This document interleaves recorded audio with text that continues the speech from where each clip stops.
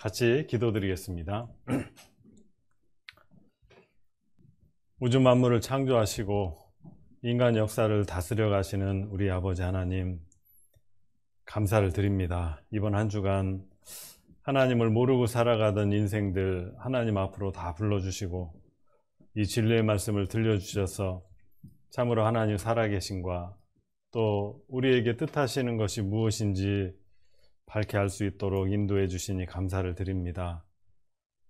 피곤한 가운데 함께 모여 말씀을 배우고 있사오니 하나님께서 그 마음 붙잡아 주시고 온전히 깨달아 알 수 있도록 도와주시옵소서. 모든 것 주님께 맡기고 의지합니다. 우리 주 예수님의 이름으로 기도드리옵나이다. 아멘.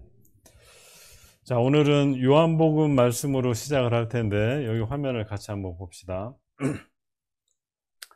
자, 요한복음 3장 12절에 예수님이 하신 말씀입니다. 내가 예수님이 말씀하시기를 땅의 일을 말하여도 너희가 믿지 아니하거든 하물며 하늘 일을 말하면 어떻게 믿겠느냐. 예수님이 땅의 일을 말하여도 믿지 않는데 하물며 하늘 일을 말하면 어떻게 믿겠느냐 말씀하셨는데요. 도대체 땅의 일은 뭐고 하늘의 일은 무엇을 설명하는 걸까? 이 땅의 일이라는 것은 첫날부터 이렇게 계속 말씀을 드리지만 우리가 눈으로 볼 수 있는 어떤 창조물들 그리고 인간의 역사입니다. 역사는 우리가 직접 확인해 볼 수 있거든요. 어제도 말씀드렸지만 우리가 사는 시대는 특별히 고고학이라는 학문이 발달됐죠. 그래서 땅을 파다 보면 오래전 옛날 조상들이 살았던 모습들을 알 수가 있는데 그걸 통해서 성경이 정말 사실이라는 걸 많이 발견하고 깨닫습니다. 그럼 하늘의 일은 무엇일까?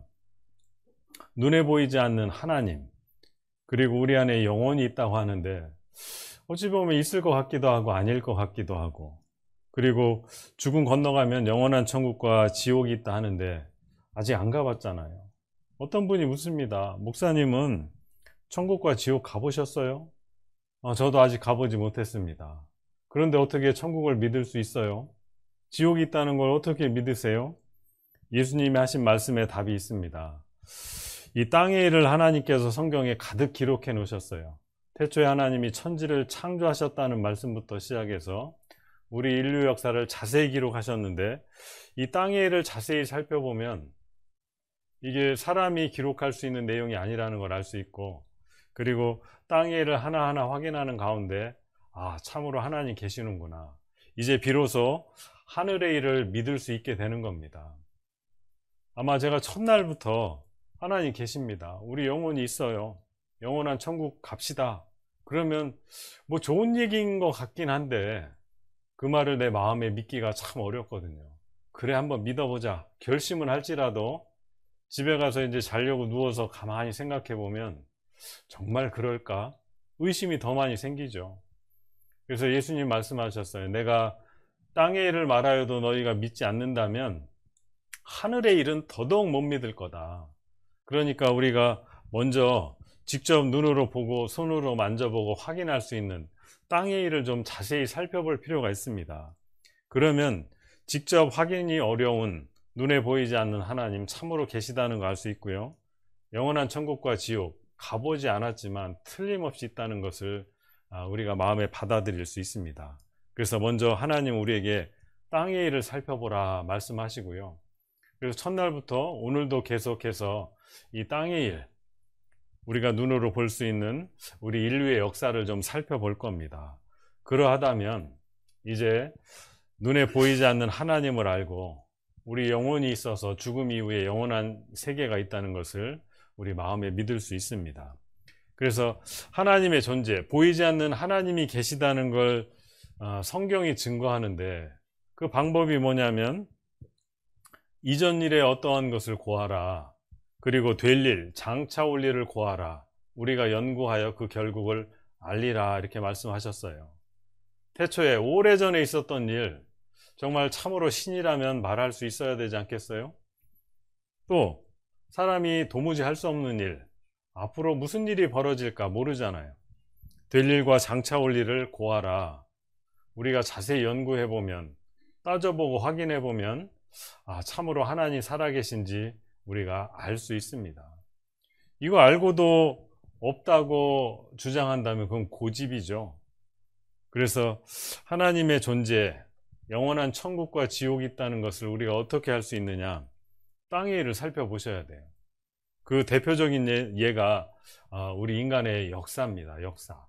그래서 어제 에덴 동산에 대한 역사부터 시작해서 오늘은 이제 어제 마지막에 말씀드렸어요. 보이지 않는 하나님을 증거하는 증인이 있다. 하나님께서 택하신 너희는 나의 증인, 나의 종으로 택함을 입었나니. 그들이 누구냐면 아브라함을 조상으로 하는 그 이스라엘 민족이라 어제 설명을 드렸어요. 그래서 이스라엘 민족의 역사를 우리가 간단하게나마 살펴본다면 참으로 하나님 계시는구나, 그거 우리가 알게 됩니다. 그리고 죽음으로 끝나지 않고 하나님 만나는 그 일이 틀림없이 있다는 걸 우리가 알죠. 그래서 이스라엘 역사를 좀 살펴볼 텐데요. 여기 창세기 15장에 보시면 여호와께서 아브라함, 어제 말씀드렸죠, 이 믿음의 조상이라고 하는, 그리고 이스라엘 민족의 시조가 되는데, 이 아브라함에게 하나님 말씀하시죠. 너는 정령이 알라, 네 자손이. 이 아브라함의 자손들, 후손들, 이스라엘 민족이죠. 이스라엘 민족이 이방에서 객이되어 그들을 섬기겠고 그들은 400년 동안 내 자손을 괴롭게 하리니. 하나님께서 아브라함에게 미리 알려주신 거죠. 예언입니다. 네 후손들이, 이스라엘 민족이 다른 나라에 가서 객이 돼서 그들을 섬길 것이다. 얼마 동안? 400년 동안. 400년 동안 다른 나라, 다른 민족에게 지배를 받고 고생하다가 돌아올 것이다 라고 미리 알려주시는 겁니다. 그래서 여기 성경에는 애굽이라고 되어 있는데 지금으로 얘기하면 이집트라는 나라입니다. 여기 이집트가 있고, 여기 보시면 여기 나일강이 흐르고 있고, 여기 삼각형 아주 곡창지대가 있죠. 그래서 우리 학교 다닐 때 아마 배운 기억들이 조금 나실 거예요. 나일강 하류에 삼각주가 있다. 거기 농사가 아주 잘 되는 곳이 있었죠. 이곳에서 이제 이스라엘 민족이 400년 동안 노예 생활, 종살이를 하게 됩니다. 너무 힘들어서 하나님께 부르짖으니까 하나님이 모세를 통해서 이제 이스라엘 민족을 구출해내죠. 그 내용이 이제 성경에 나옵니다. 출애굽기 1장 11절 말씀을 보시면, 감독들을 그들 위에 세우고 그들에게 무거운 짐을 지워 괴롭게 하여 그들로, 이게 이제 이스라엘 민족입니다. 아브라함의 후손들이죠. 그들로 바로를 위하여, 바로는 애굽의 왕이라는 뜻이에요. 이스라엘 민족이 애굽의 왕을 위해서 국고성 비돔과 라암셋을 건축하게 하니라.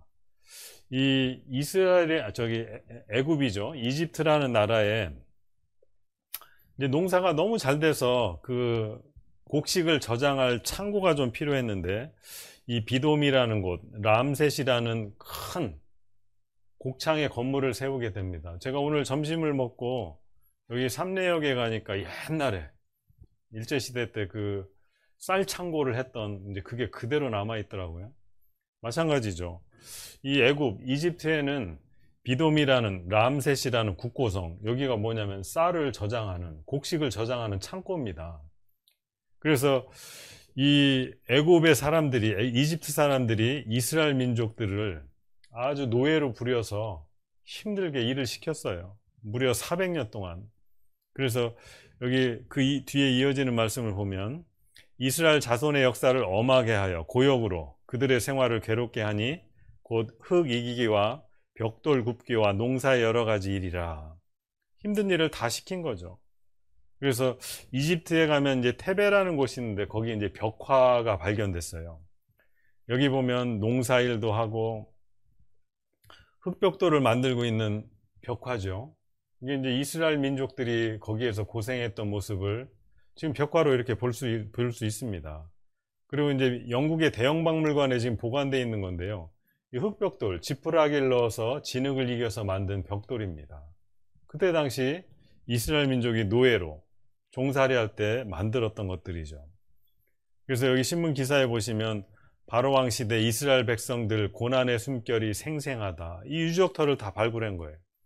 여기 람셋, 비돔과 람셋이라는 곡창지대, 거기에서 이제 발굴된 유적들입니다. 그러니까 이런 것들을 다 돌을 깎아 만들고 그 곡식 창고를 짓고 그 이스라엘 백성들이 노예로 종으로 이제 그렇게 살았던 거죠. 그 유적터가 다 발굴됐어요. 그리고 요셉의 곡창이 발굴됐다 신문 기사고요. 여기 보시면 국고성 비돔과 람세스 출애굽 행렬 눈앞에 보이는 듯하다. 예전에 그 모습이 다 발굴됐다 신문 기사입니다. 그래서 하나님께서 그 이스라엘 백성들을 400년이 차니까 하나님 말씀하신 대로 하나님이 모세라는 사람을 보내서 그 이스라엘 백성들, 이스라엘 민족을 다 이끌고 나오죠. 그 애굽에서 이제 탈출합니다. 그래서 이제 도착한 곳이 이곳인데 이 앞에 홍해라는 큰 바다가 가로막게 돼요. 바로 여기가 이제 이집트에서 보면 애굽에서 보면 누에이바라는 곳인데 이 험준한 계곡 사이로 뚫고 나오면 큰 공간이 나오고 그 앞에는 이제 홍해가 가로막고 있습니다. 이 애굽에서 이스라엘 백성들을 풀어주고 나중에 후회했어요. 다시 잡으러 쫓아갑니다. 그래서 이스라엘 백성들이 여기 모여 있을 때 뒤에서 애국 군대가 쫓아오죠. 앞에는 홍해가 가로막혀 있죠. 마치 도간에 든 쥐처럼 이러지도 못하고 저러지도 못하는 그 상황에 갑니다. 근데 이제 이 모세가 이스라엘 백성들을 이끌고 하나님께 기도합니다.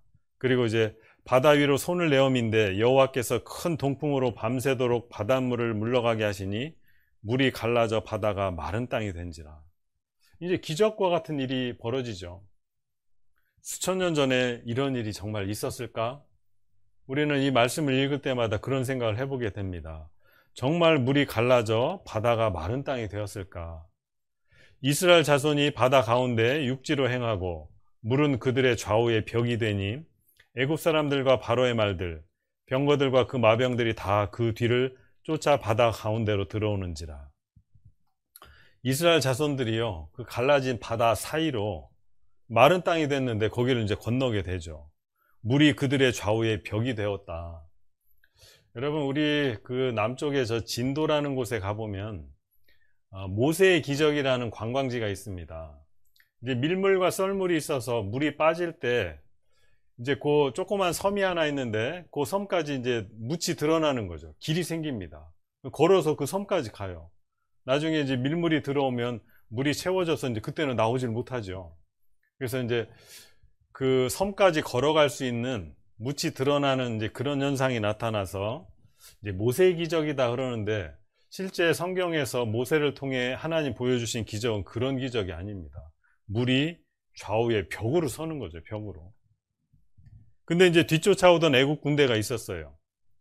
어떻게 됐느냐? 모세가 곧 손을 바다 위로 내어 밀매 새벽에 미쳐 바다의 세력이 회복된지라 애굽 사람들을 바다 가운데 엎으셨다.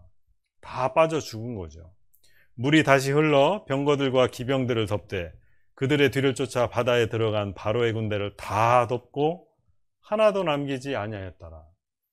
그러니까 이스라엘 민족은 마른 땅이 되고 좌우에 물이 벽으로 서 있는 거기를 안전하게 다 건너갔는데 뒤쫓아온 애국 군대가 바다 한복판으로 들어왔을 때 모세가 바다 위로 손을 내어미니까 하나님께서 물이 다시 합쳐지도록 이 바다의 세력이 회복되려고 해서 여기 바로의 군대를 다 덮었다고 그랬죠.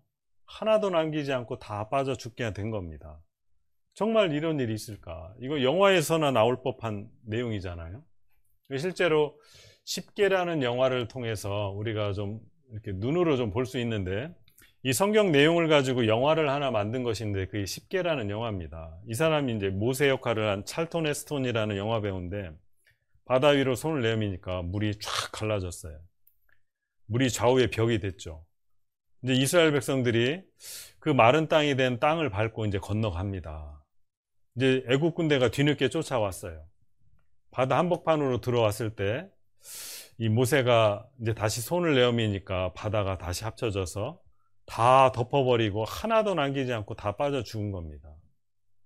야, 이건 영화에나 있을 법한 얘기지. 이건 말도 안 된다. 그런데 이것이 정말 사실이라는 증거가 너무나 많아요. 여기가 이제 애굽, 이집트가 있는 쪽이고요. 저 뒤쪽이 이제 아라비아가 있는 쪽입니다. 근데 바다의 지형을 보니까 이스라엘 백성들이 건너갔던 그곳을 찾아가 보니 바다의 지형이 여기는 얕은 바다, 여기는 갑자기 깊어지는 바다죠. 저 반대쪽도 마찬가지고.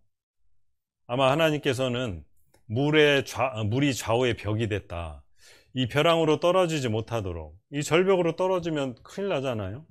그러니까 이 끝과 이 끝에 좌우의 물이 벽으로 서도록 하고, 여기는 이제 마른 땅이 되게 해서 다 건너가게 하고, 뒤쫓아오던 애국 군대가 이 바다 한복판으로 들어왔을 때 물이 다시 합쳐져서 다 빠져 죽게 했다. 그런 내용입니다. 그런데 여기를 이제 잠수부가 산소통을 메고 한번 들어가 봤어요. 여기를 이제 홍해라고 부르는데 붉은 홍자 바다 해자입니다. 왜냐하면 여기 붉은 산호초들이 많이 자라고 있거든요. 그래서 멀리서 보면 바다가 붉게 보여요. 그래서 홍해라고 부르는데, 이 바다에 들어가 봤더니 애굽의 마차, 전차의 바퀴가 여기저기서 발견되는 거예요. 이게 그 모습입니다. 이 산호초가 둘러싸고 있어서 지금도 썩지 않고 그대로 보존되어 있어요.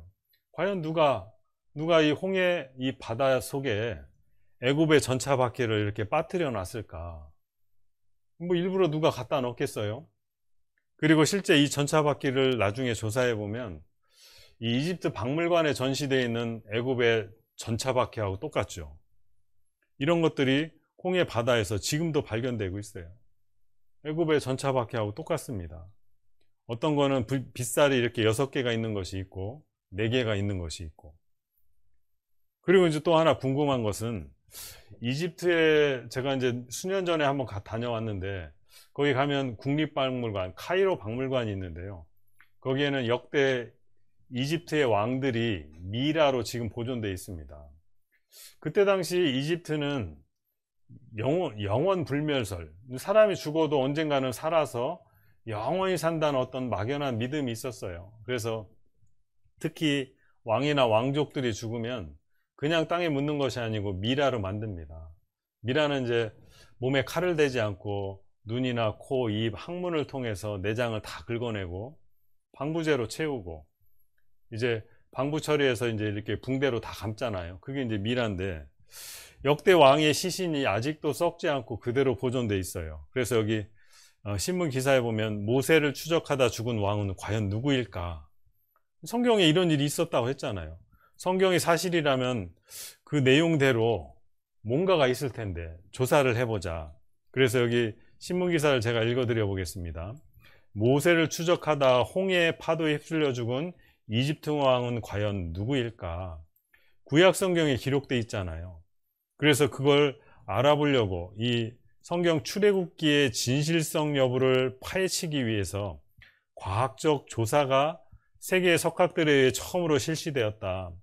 그래서 여기 보면 각계 박사들 다 모였죠. 전문가들, 방사선학, 해부학, 고고학, 이런 전문가들이 모여서 여기 카이로 박물관에 안치되어 있는 25구의 이집트 왕 미라를 신중히 조사했다. 근데 여기 특별히 이상한 것이 발견됐어요. 어떤 내용이냐면, 제19대 왕조 메르네프타라는 왕이 있었는데 그 왕의 미라만 이상한 겁니다. 아주 다른 특이한 점이 있었어요. 여기 내용을 보면, 첫 번째, 보통 이집트의 미라는 모두 젓갈색을 띠고 있는데 이 미라는 흰색이에요. 그리고 두 번째, 얼굴의 모양이 많이 일그러져 있어요. 그때 당시 애굽의 왕은요, 이 떠오르는 태양이라고 해가지고 백성들이 감히 왕의 시신에 손을 댈 수가 없거든요. 근데 왕의 시신에 그 미라의 모양이 얼굴이 많이 일그러져 있다고 그랬어요. 그리고 세 번째, 눈썹을 물감으로 그린 흔적이 있고, 눈썹이 왜 다 뽑혔을까? 왜 물감으로 그렸을까? 그리고 귀가 물고기인가 뜯어먹힌 듯 다 떨어져 나간 겁니다. 그리고 다섯 번째로, 몸에 소금기로 덮여 있고, 그래서 다른 왕의 미라와는 달리 제19대 왕조 메르네프타라는 왕의 미라가 이 물에 빠져 죽은 것이 틀림없다는 걸 알아낸 거죠.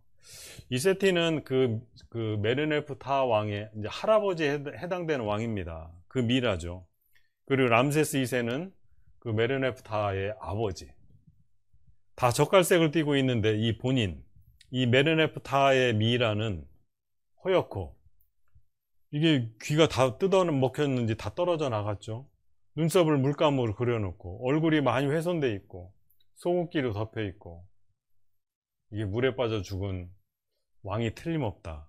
그리고 또 하나 중요한 건요, 여기 성서 성경 외에 이스라엘 역사 입증하는 최초의 자료가 발굴됐는데, 여기 제목에 있는 것처럼 메르네프타 왕의 석비입니다. 메르네프타 왕을 기념하는 그 업적을 기리는 이 비석이 하나 발견됐는데, 비석이 굉장히 커요. 이 높이가 한 3m가 넘습니다. 굉장히 웅장한 비석인데, 여기 밑에 한 20 몇 번째 줄에 이 상형 문자로 기록되어 있는 이 내용에 이스라엘이라는 내용이 나오는 겁니다. 요 내용인데, 여기 보시면 메르네프타 석비에 새겨진 이스라엘이라는 이름의 세부 묘사. 처음으로 이 성경 말고 이집트 왕을 기념하는 석비에 이스라엘이라는 이름이, 그것도 민족이라는 명칭을 써가지고 이스라엘 민족이 처음으로 등장합니다. 그러니까 고대 이스라엘 민족이 있었던 것이 틀림없고, 그리고 하필이면 모세가 이스라엘 민족을 이끌고 홍해를 건넜다고 하는 그 시기의 왕이 바로 메르네프타라는 왕이라는 것을 밝혀냈고요. 그리고 이 미라가 아주 독특한 거죠. 물에 빠져 죽은 흔적이 너무나 많은 겁니다. 뿐만 아니라 이제 그 홍해를 건너갔던 이스라엘 민족이 이 시나이 반도, 시내 광야라는 곳을 이제 거쳐가게 되는데, 여기에 지나가면서 자기들이 겪었던 일들을 바위에다가 흔적을 남겼어요. 여러 가지를 새겨놓은 거죠. 여기 이제 고대 히브리 문자로 기록을 해놨는데, 여기 영어로 해석이 돼 있죠. 바람이 불었고 바다가 나뉘었고 거기를 통과했다. 여기 바위에다 낙서를 많이 해놨어요. 아마 뭐 요즘 사람도 그렇지만 옛날 사람들도 이렇게 낙서하는 걸 좋아했나 봐요. 바위에다 새겨놓은 거죠. 그 하나님께 제사 드릴 때 썼던 7 촛대도 그려놓고, 그리고 출애굽기 민수기에 보면 만나 이야기가 나오거든요. 하나님이 하늘에서 먹을 걸 내려주셨는데 그걸 갈아 먹었던 맷돌이 지금도 남아있고, 곡식을 갈아 먹었던 맷돌들입니다. 지금 그대로 남아있죠. 신명기 4장에 이제 이렇게 말씀하셨어요. 어떤 신이 와서 시험과 이적과 기사와 전쟁과 강한 손과 펼팔과 크게 두려운 일로 한 민족을, 이게 이제 이스라엘 민족입니다. 한 민족을 다른 민족에게서, 애굽, 이집트 민족이죠. 이스라엘 민족을 다른 민족 애굽에게서 인도하여 낸 일이 있느냐? 이는 다 너희 하나님 여호와께서 애굽에서 너희를 위하여 너희의 목전에서 행하신 일이라. 우리가 이제 이런 생각을 해볼 수 있어요. 이스라엘 백성들을 하나님이 구출하는데 이제 홍해바다를 갈라서 좌우에 물이 벽으로 서고 그 가운데로 통과케 하셨는데, 왜 이런 일을 성경에 기록하고 우리에게 보여주시는 걸까? 그리고 홍해라는 바다 속에 애굽의 전차바퀴가 지금도 그대로 보존되어 있도록 하나님 왜 그렇게 하셨을까? 이유가 여기 성경에 나와 있어요. 이것을 내게 나타내심은 여호와는 하나님이시요 그 외에는 다른 신이 없음을 내게 알게 하려 하심이니라. 우리에게요, 말로만 하면 사람들이 믿지 못합니다. 증거가 있어야 돼요. 증거가. 하나님 계시다는 증거, 그리고 이 성경이 정말 사실이라는 증거, 그 증거가 홍해 바닷속에 있거든요. 그러니까 이게 안 믿어지면요, 저랑 한번 가봅시다. 홍해. 지금부터 이제 갯돈 부으세요. 잠수복 입고 한번 들어가 봅시다. 이 성경 말씀 그대로라는 걸 분명히 아셔야 돼요. 정말 안 믿어지면 한번 가보셔야 돼요. 물론 거기 가서 보나 미리 잠수부리 다 들어가서 사진 찍어 놨잖아요. 돈 들이지 말고 이거 보고 믿으셔도 돼요. 그래서 이 성경은 하나님의 말씀이 틀림없고, 우리로 하여금 정말 하나님이 계시다는 걸 믿게 한다, 이렇게 말씀하셨어요. 그래서 이 출애굽한 그 홍해 바다를 건넌 그 이스라엘 민족들이, 그 이스라엘 사람들이 시나이 반도, 시내 광야를 지나가다가 어떤 산에 이제 다다릅니다. 그 산이 성경에 시내산이라고 되어 있는데, 그 시내산에서 하나님과 이스라엘 백성들이 약속을 하나 합니다. 약속을 해요. 하나님과 약속을 하는데 그 약속이 어떤 약속인지 여기 한번 봅시다. 자, 신명기 28장에 네가 이 이스라엘 민족들을 설명하는 거예요. 네가 내 하나님 여호와의 말씀을 순종하면 이 모든 복이 내게 임하며 내게 미치리니 성읍에서도 복을 받고 들에서도 복을 받을 것이며 내 몸의 소생과 내 토지의 소산과 내 짐승의 새끼와 우양의 새끼가 복을 받을 것이며 내 광주리와 떡반죽 그릇이 복을 받을 것이며 내가 들어와도 복을 받고 나가도 복을 받을 것이니라. 자, 이 복에 대한 말씀이 굉장히 많이 나왔어요. 단 전제 조건이 있죠. 너희들이 하나님 여호와의 말씀을 순종하면, 이 순종이라는 걸 말씀을 잘 따르는 걸 설명하죠. 하나님 말씀대로 그대로 살면 복을 받는다.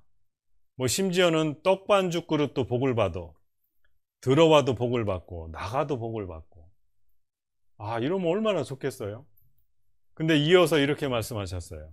네가 만일 내 하나님 여호와의 말씀을 순종하지 아니하여 내가 오늘날 내게 명하는 그 모든 명령과 규례를 지켜 행하지 아니하면 이 모든 저주가 내게 임하고 내게 미칠 것이니 내가 성읍에서도 저주를 받으며 들에서도 저주를 받을 것이요 또 내 광주리와 떡반죽 그릇이 저주를 받을 것이요 내 몸의 소생과 내 토지의 소산과 내 우양의 새끼가 저주를 받을 것이며 네가 들어와도 저주를 받고 나가도 저주를 받으리라.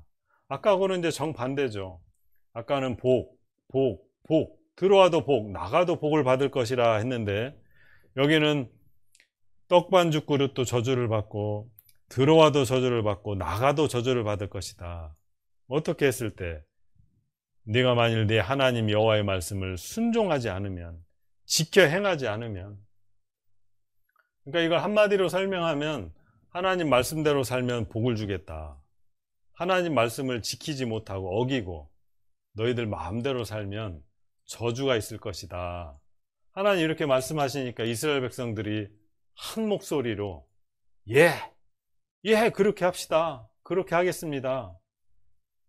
하나님과 철떡같이 약속을 했어요. 그랬더니 어떻게 됐느냐. 자, 이제 놀이공원 가서 이거 타보신 분 계실 거예요. 착착 올라갈 때는 기분 좋죠.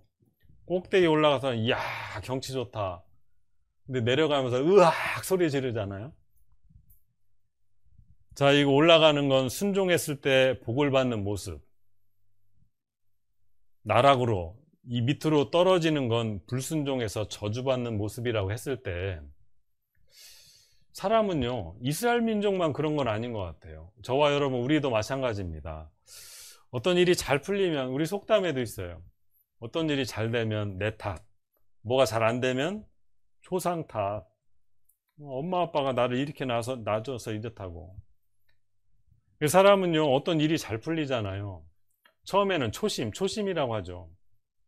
정말 이를 악물고 열심히 합니다. 일도 열심히 하고 부지런히 새벽부터 밤 늦게까지. 그러니까 막 장사도 잘 되고 돈도 잘 벌게 되고 일이 술술 풀리죠. 그럼 이제 속마음에 어떤 일이 생기냐면, 야, 내가 정말 잘난 놈이구나, 능력이 뛰어나다 생각합니다. 근데 대부분요, 제가 성공한 사람들 이렇게 얘기를 들어보니까 야, 운이 좋았다, 뭐 그런 얘기를 많이 해요. 하늘이 도왔다. 근데 일이 잘 풀리다 보면 자기가 잘나서 이제 그런 줄 알아요. 그러니까 이제 이스라엘 백성들이 하나님 복을 계속 주니까 뭐 잘 살게 되잖아요. 자기들이 잘난 줄 알아요. 그러니까 하나님을 떠나버립니다. 하나님 말씀을 무시하죠. 하나님 말씀에 순종치 못하고 불순종합니다. 그때부터 이제 밑으로 떨어지죠. 그래서 맨 바닥으로 내려오면 이제 끔찍한 고통을 겪게 되고 그때 하나님을 부르짖습니다. 하나님, 우리가 정말 잘못했습니다. 그럼 하나님이 이제 또 복을 주기 시작하죠. 다시 올라가요. 꼭대기쯤 가면 하나님 도우심으로 된 게 아니고 이건 내가 잘한 거다. 하나님께 이제 불순종하기 시작합니다. 그럼 다시 나락으로 떨어지죠. 그래서 우리 인생도 마찬가지고요. 이스라엘 역사도 똑같습니다.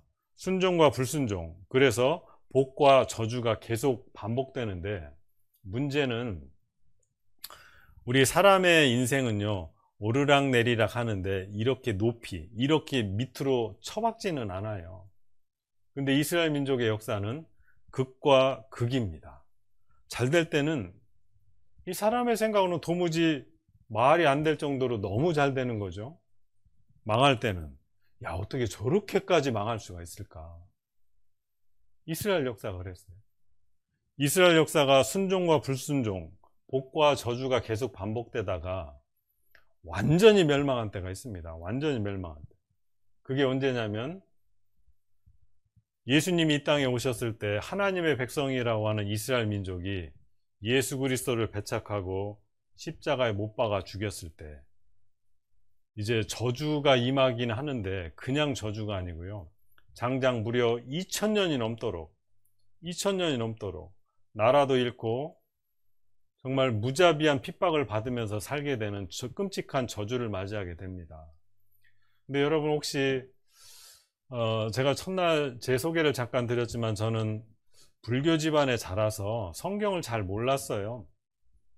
물론 이제 가끔 크리스마스를 앞두고 TV에서 이제 성서 영화를 보여주잖아요.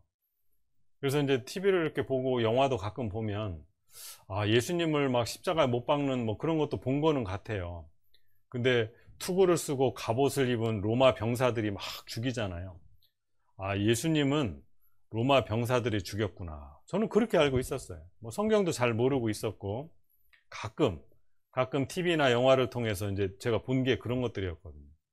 근데 이제 나중에 제가 27살 때 처음으로 이제 성경을 접하고 친구를 통해서 이제 여러분처럼 이렇게 성경 말씀을 듣게 되는데 그때 제가 성경을 너무 오해하고 잘못 알고 있구나. 이제 그걸 알게 된 겁니다. 그 말씀의 대표 중에 하나가 이겁니다. 여기 보시죠.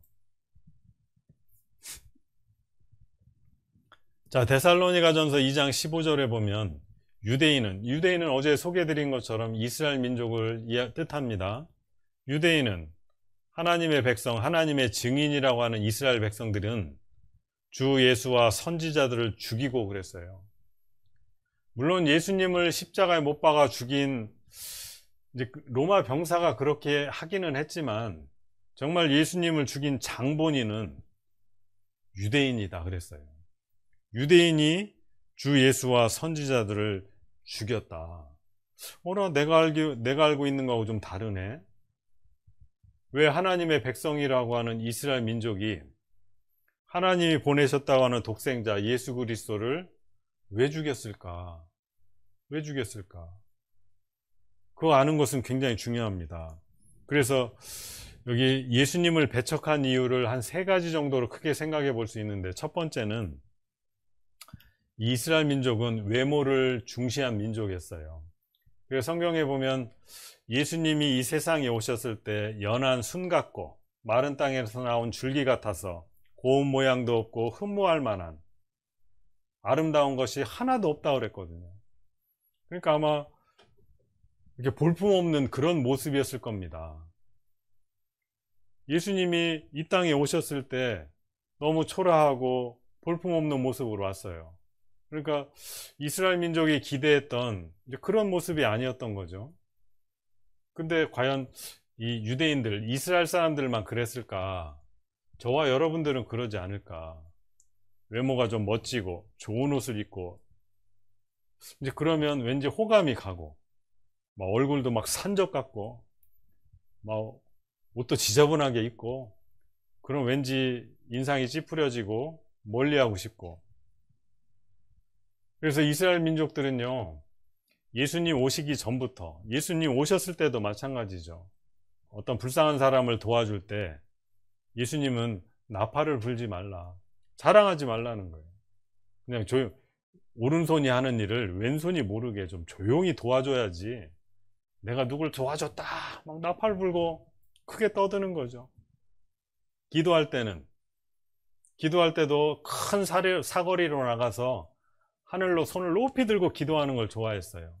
근데 예수님은 그 유대인들에게 골방에 들어가서 기도하라, 은밀한 중에 보시는 내 아버지께서 갚으시리라, 조용히 아무도 보지 않는 곳에 가서 기도하라 그랬거든요.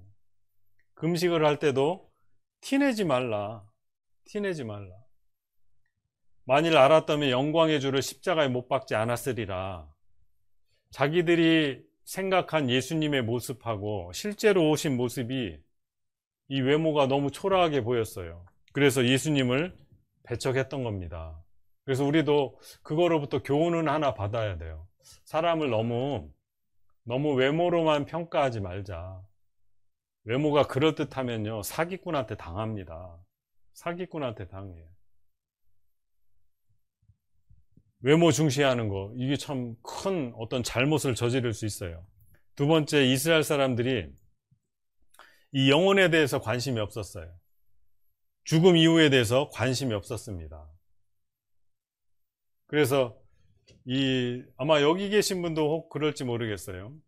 예수님이 이 땅에 오셨을 때 병자들, 환자들을 많이 낫게 해줬거든요. 그리고 수천 명이 모였을 때 이 떡 5덩이, 물고기 2마리를 가지고 수천 명을 먹였어요. 그 모습을 보고, 야, 저분이 메시아인지도 모르겠다. 이 메시아라는 말은 구원자다. 그때 당시 이스라엘 민족이 로마의 압제를 받고 식민지 생활하고 있었거든요. 아까 애굽, 이집트에서 400년 동안 노예 생활했던 것처럼 이 로마의 지배를 받고 있었는데, 이 이스라엘 백성들은 영혼 또는 죽음 이후 이거에는 관심이 없었어요. 예수님이 기적을 보여주니까 구름대 같이 모여서, 야, 저분이 우리 민족을, 나를 구원해 주실 분인가 기대를 했는데, 예수님이 말씀하시죠. 내가 곧 생명의 떡이로라. 내 살을 먹고 내 피를 마시는 자는 영생을 얻었고. 이 듣던 이스라엘 백성들이, 저건 무슨 소리야? 자기를 잡아먹으란 이야기야? 이 말씀이 어렵도다. 예수님은 계속 말씀하시기를, 살리는 것은 영이니 내가 너희에게 이른 말이 영이요 생명이니라. 도대체 알아들을 수 없는, 아마 이 가운데도 이제 오늘까지는 말씀을 잘 듣는데 내일부터는 이제 영적인 얘기를 많이 할 거거든요. 그러니까 영적인 얘기하면 이제 어려워하시는 분들이 계세요. 그 마치 이스라엘 유대인들과 비슷한 분이라고 할 수 있습니다. 외모를 중시하고 영혼에 대해서, 보이지 않는 것에서는 관심 없고, 이 땅에 사는 거는 관심이 많은데 영원한 세상, 천국과 지옥에 대해서는 관심 없는 분들. 예수님이 이제 다 떠나가고, 사람들이 말씀 듣는 게 어려우니까 다 떠나갔어요. 이제 몇 명 제자 남았는데 너희도 가려느냐? 이 베드로라는 제자가 대답하죠. 영생의 말씀이 주께 있사오매 우리가 누게로 가오리까? 그래서 이제 점차 오늘 3일째 말씀을 듣는데요, 내일 모레로 가면서 이제 두 부류로 나뉩니다. 처음에는 재밌었는데 뒤로 가면서 재미없다고 여기는 분이 있고요. 처음에는 뭐 그냥 그랬는데 점점 이거 하나님 말씀이 맞는 것 같은데 관심을 보이는 분이 있어요. 이제 두 부류로 분명히 나뉠 겁니다. 뒤로 갈수록 조는 분, 처음에는 좀 졸았는데 뒤로 갈수록 잘 듣는 분이 분명히 계실 겁니다. 근데 이스라엘 민족은 예수님을 배척했는데, 예수님이 이 세상에 와서 잘 먹게 해주고 잘 살게 해줄, 영혼이 잘 되든 말든 뭐 내 죽고 나서 어떻게 되든 그건 상관없고, 이 세상에서 잘 먹고 잘 사는, 그걸 기대한 사람들은 이스라엘 민족과 똑같이 예수님을 배척할 겁니다. 그리고 세 번째로, 이거는 이제 이번의 내용하고 비슷한 건데, 자기들이 고대하고 기다렸던 예수님, 그리고 실제로 오셨던 예수님하고 너무 달랐어요. 이 로마의 지배를 받고 있어서, 우리나라도 예전에 저도 이제 할머니께 이제 그런 얘기를 많이 들었는데, 일제 시대 때 뭐 기껏 농사해 가지고 준비해 놓으면 일본 순사가 와서 다 뺏어가죠. 다 뺏어가요. 아마 여기 아까 제가 말씀드린 삼례역에 있는 그 곡식 창고, 우리가 먹으려고 열심히 농사 지어 놨는데 그 일본 군대가 이제 다 수탈해 갔잖아요. 다 뺏어 갔잖아요. 이 유대인들도 똑같았어요. 열심히 일해서 벌어 놓으면 이제 로마 군대가 와서 다 뺏어 가는 겁니다. 그래서 이제 이 이스라엘 사람들이 예수님께 물었어요. 우리가 로마에다가 세금을 내야 되겠습니까? 아니면 안 내도 될까요? 예수님이 동전 하나 가져와 봐라. 그때 당시 동전에 이제 이 시저 황제, 가이사 황제의 얼굴이 그려져 있었는데, 이 얼굴이 누구 얼굴이냐? 예, 가이사 황제, 로마의 황제 얼굴입니다. 그러냐? 그러면 가이사의 것은 가이사에게 바치고 하나님의 것은 하나님께 드려라. 가만히 들어보니까 이거 세금 내란 얘기잖아. 내가 생각한 메시아, 구원자가 아니었던 거예요. 이스라엘 백성들이 이제 화가 치밀어 오르기 시작하고 있는데, 예수님이 그 이스라엘 백성들을 책망합니다. 너희가 천국문을 가로막고 너희도 들어가지 않고 들어가려 하는 자도 막는도다. 화 있을진저, 이 독사의 자식들아. 그러니까 이제 이스라엘 백성들이 예수님을 미워하기 시작했어요. 분이 올라오기 시작했어요. 예수를 죽이자. 그래서 그때 당시에는 이제 이스라엘이 주권이 없었기 때문에 사람을 죽일 권리가 없어서 예수를 끌고 이제 빌라도 총독에게 갑니다. 그때 당시 유대 지역을 관할하고 있던 총독이 있었는데, 그 총독이 빌라도라는 사람이었어요. 빌라도 총독에게 끌고 가서 예수를 죽여주시오. 어쩐 일이냐? 뭘 잘못했냐? 이 빌라도 총독이 예수가 뭘 잘못했는지 조사를 해서 이 살인, 저 사형에 처할 만한 무슨 큰 죄가 있어야 되잖아요. 근데 아무리 찾아도 죄가 없는 거예요. 풀어주려고 했더니 이스라엘 백성들이 때로 몰려와서 죽여주시오. 이 빌라도 총독은요, 유대 지역을 잘 다스려서 나중에 이제 더 높은 자리로 올라가야 되는데, 이게 막 밀란이 나려는 걸 보고 어떻게든 진정시켜야 되잖아요. 그래서 이스라엘 백성들이 해달라는 대로 이제 예수를 죽이게 됩니다. 근데 이제 명절을 앞두고 죄수를 하나 풀어주는 관례가 있었어요. 그래서 이 빌라도 총독이 꾀를 내서, 그때 당시 살인강도 바라바라는 사람이 잡혀 있었는데, 이 살인강도 바라바를 세워놓고 예수를 세워놓고 내가 둘 중에 누구를 놓아주랴. 설마 이 살인강도를 놓아주랴 할까? 근데 이게 웬걸, 이스라엘 민족이요, 살인강도를 풀어주고 예수를 십자가 못 박아 죽이시오 이렇게 외칩니다. 그 내용이 성경에 나오는데 여기 봅시다. 총독이 대답하여 가로되 둘 중에 누구를 너희에게 놓아주기를 원하느냐? 가로되 바라바로소이다. 빌라도가 가로되 그러면 그리스도라 하는 예수를 내가 어떻게 하랴? 아니, 살인강도 바라바를 놓아주고 예수를 내가 어떻게 하라 물었더니 저희가 다 가로되 한 목소리로 대답하죠. 십자가에 못 박혀야 하겠나이다. 빌라도가 묻습니다. 어찌미뇨? 무슨 악한 일을 하였느냐? 저희가 더욱 소리질러 가로되 십자가에 못 박혀야 하겠나이다 하는지라. 그래서 빌라도가 아무 효험도 없이 도리어 밀란이 나려는 것을 보고 물을 가져다가 무리 앞에서 손을 씻으며 가로되, 이 손을 씻는다는 건요, 나는 책임 없다. 니들이 해달라니까 해주긴 하는데, 뒤에 얘기하죠. 가로되 이 사람의 피에 대하여 나는 무죄하니 너희가 당하라. 이 빌라도 총독이 물을 떠다 놓고 손을 씻는 겁니다. 나는 책임 없어. 이 사람 피값 니들이 다 당해라. 그렇게 얘기하니까 이 백성들이, 이스라엘 백성이죠, 이스라엘 백성이 다 대답하여 가로되 그 피를 우리와 우리 자손에게 돌릴지어다. 자, 이 말이 얼마나 끔찍한 말인지 모릅니다. 우리 사람이요, 뭐 말하는데 돈 안 든다고 말을 함부로 하는 경우가 많잖아요. 옛날 어른들이 그랬어요. 막 이렇게 말을 함부로 하면, 야, 말이 씨가 되니까 너 그러지 마, 막 혼났잖아요. 근데 여기 보세요. 예수님이 피를 흘린 그 피의 대가를 우리에게 돌릴지어다 했으면 차라리 나았을 것 같아요. 근데 우리와 우리 자손에게 돌릴지어다. 아니, 자기들만 그 피값을 받으면 되지 자기들 자손까지 받겠다고 큰 소리 치잖아요. 그 피를 우리와 우리 자손에게 돌릴지어다 하거늘 이에 바라바는 저희에게 놓아주고 예수는 채찍질하고 십자가에 못 박히게 넘겨주니라.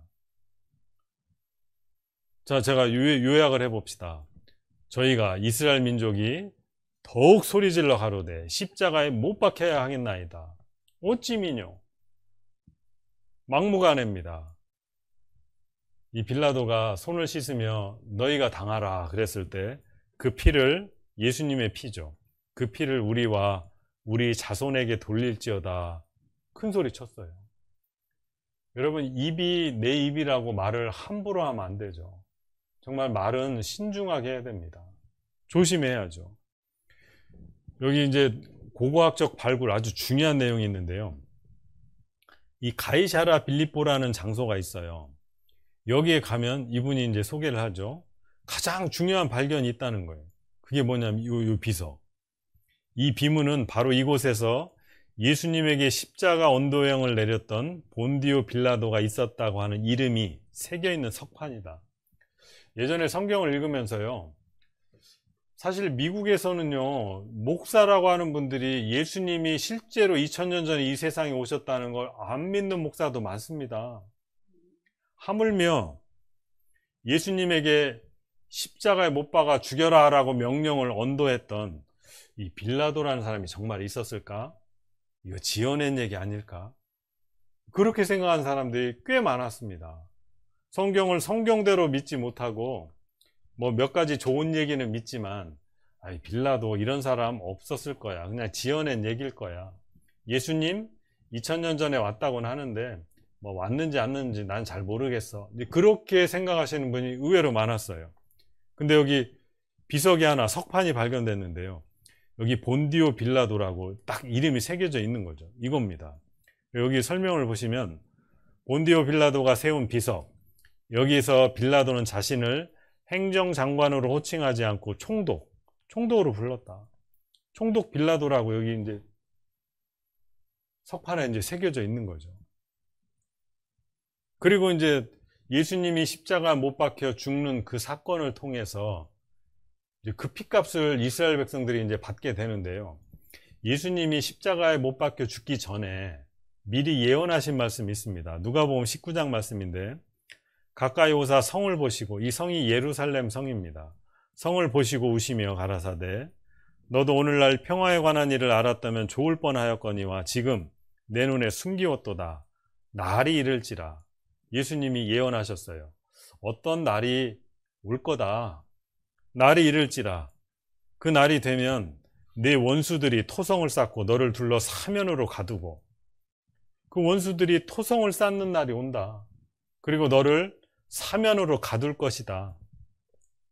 그리고 또 말씀하시기를, 또 너와 및 그 가운데 있는 내 자식들을 땅에 메어치며 돌 하나도 돌 위에 남기지 아니하리니 이는 권고받는 날을 내가 알지 못함을 인함이니라 하시니라. 어떤 날이 이를 텐데 원수들이 토성을 쌓고, 이거 조금 있다가 이제 설명드리겠습니다. 너를 둘러 사면으로 가두고 자식들을 땅에 메어치어 죽이고 돌 위에 돌 하나도 남기지 않고 다 무너뜨리리라. 이런 일이 있을 거라는 거예요. 누가복음 21장에 예수님이 한 번 더 예언하셨어요. 너희가 예루살렘이, 아까 그 성이죠, 예루살렘이 군대들에게 에워싸이는 것을 보거든 그 멸망이 가까운 줄 알라. 그날이 이제 다가오는 겁니다. 그때 유대에 있는 자들은 산으로 도망할지며 성내에 있는 자들은 나갈지며 촌에 있는 자들은 그리로 들어가지 말지어다. 어디로? 예루살렘 성으로. 이 날들은 기록된 모든 것을 이루는 형벌의 날이니라.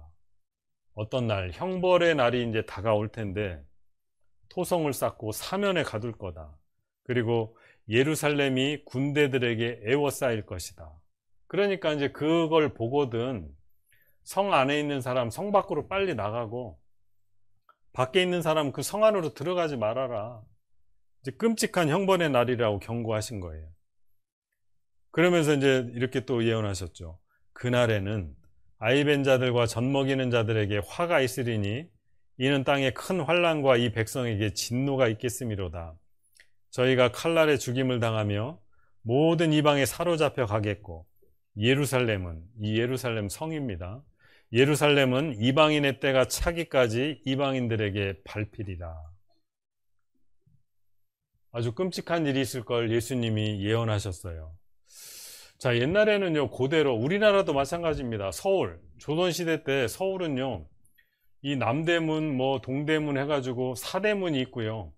성으로 둘러싸여서 외침으로부터 보호하죠. 예루살렘도 마찬가지입니다. 제가 수년 전에 여기를 한번 방문해 봤는데 높은 고지대에 있어요. 그리고 성벽으로 이렇게 둘러싸여 있어서 이제 외침을 받았을 때 아주 견고하게 살아남을 수 있는 그런 구조입니다. 여기 보세요. 성벽이 아주 높죠. 여기 보시면 성벽이 두 겹으로 되어 있고 여기 사람들이 통과할 수 있는 그런 공간이 있을 정도로, 그리고 여기 밑에 있는 사람하고 이 성벽의 높이를 보면 지금이야 뭐 시대가 바뀌었지만 이때만 해도 이건 도저히 난공불락, 이게 뭐 무너뜨릴 수가 없는 거죠. 아주 견고한 성. 그래서 이 로마 군대가 여기 쳐들어왔을 때 이걸 도대체 공격하기가 너무 힘들었어요. 그래서 어떻게 했냐면 여기 영어로 나오는데 이제 굶겨 죽이기 작전을 펼친 겁니다. 여기 신명기 28장에 3500년 전에 하나님 미리 말씀하시기를 내가 대적에게 에워싸이고 맹렬히 쳐서 곤란케 함을 당함으로 내 하나님 여호와께서 내게 주신 자녀 곧 내 몸의 소생의 고기를 먹을 것이라.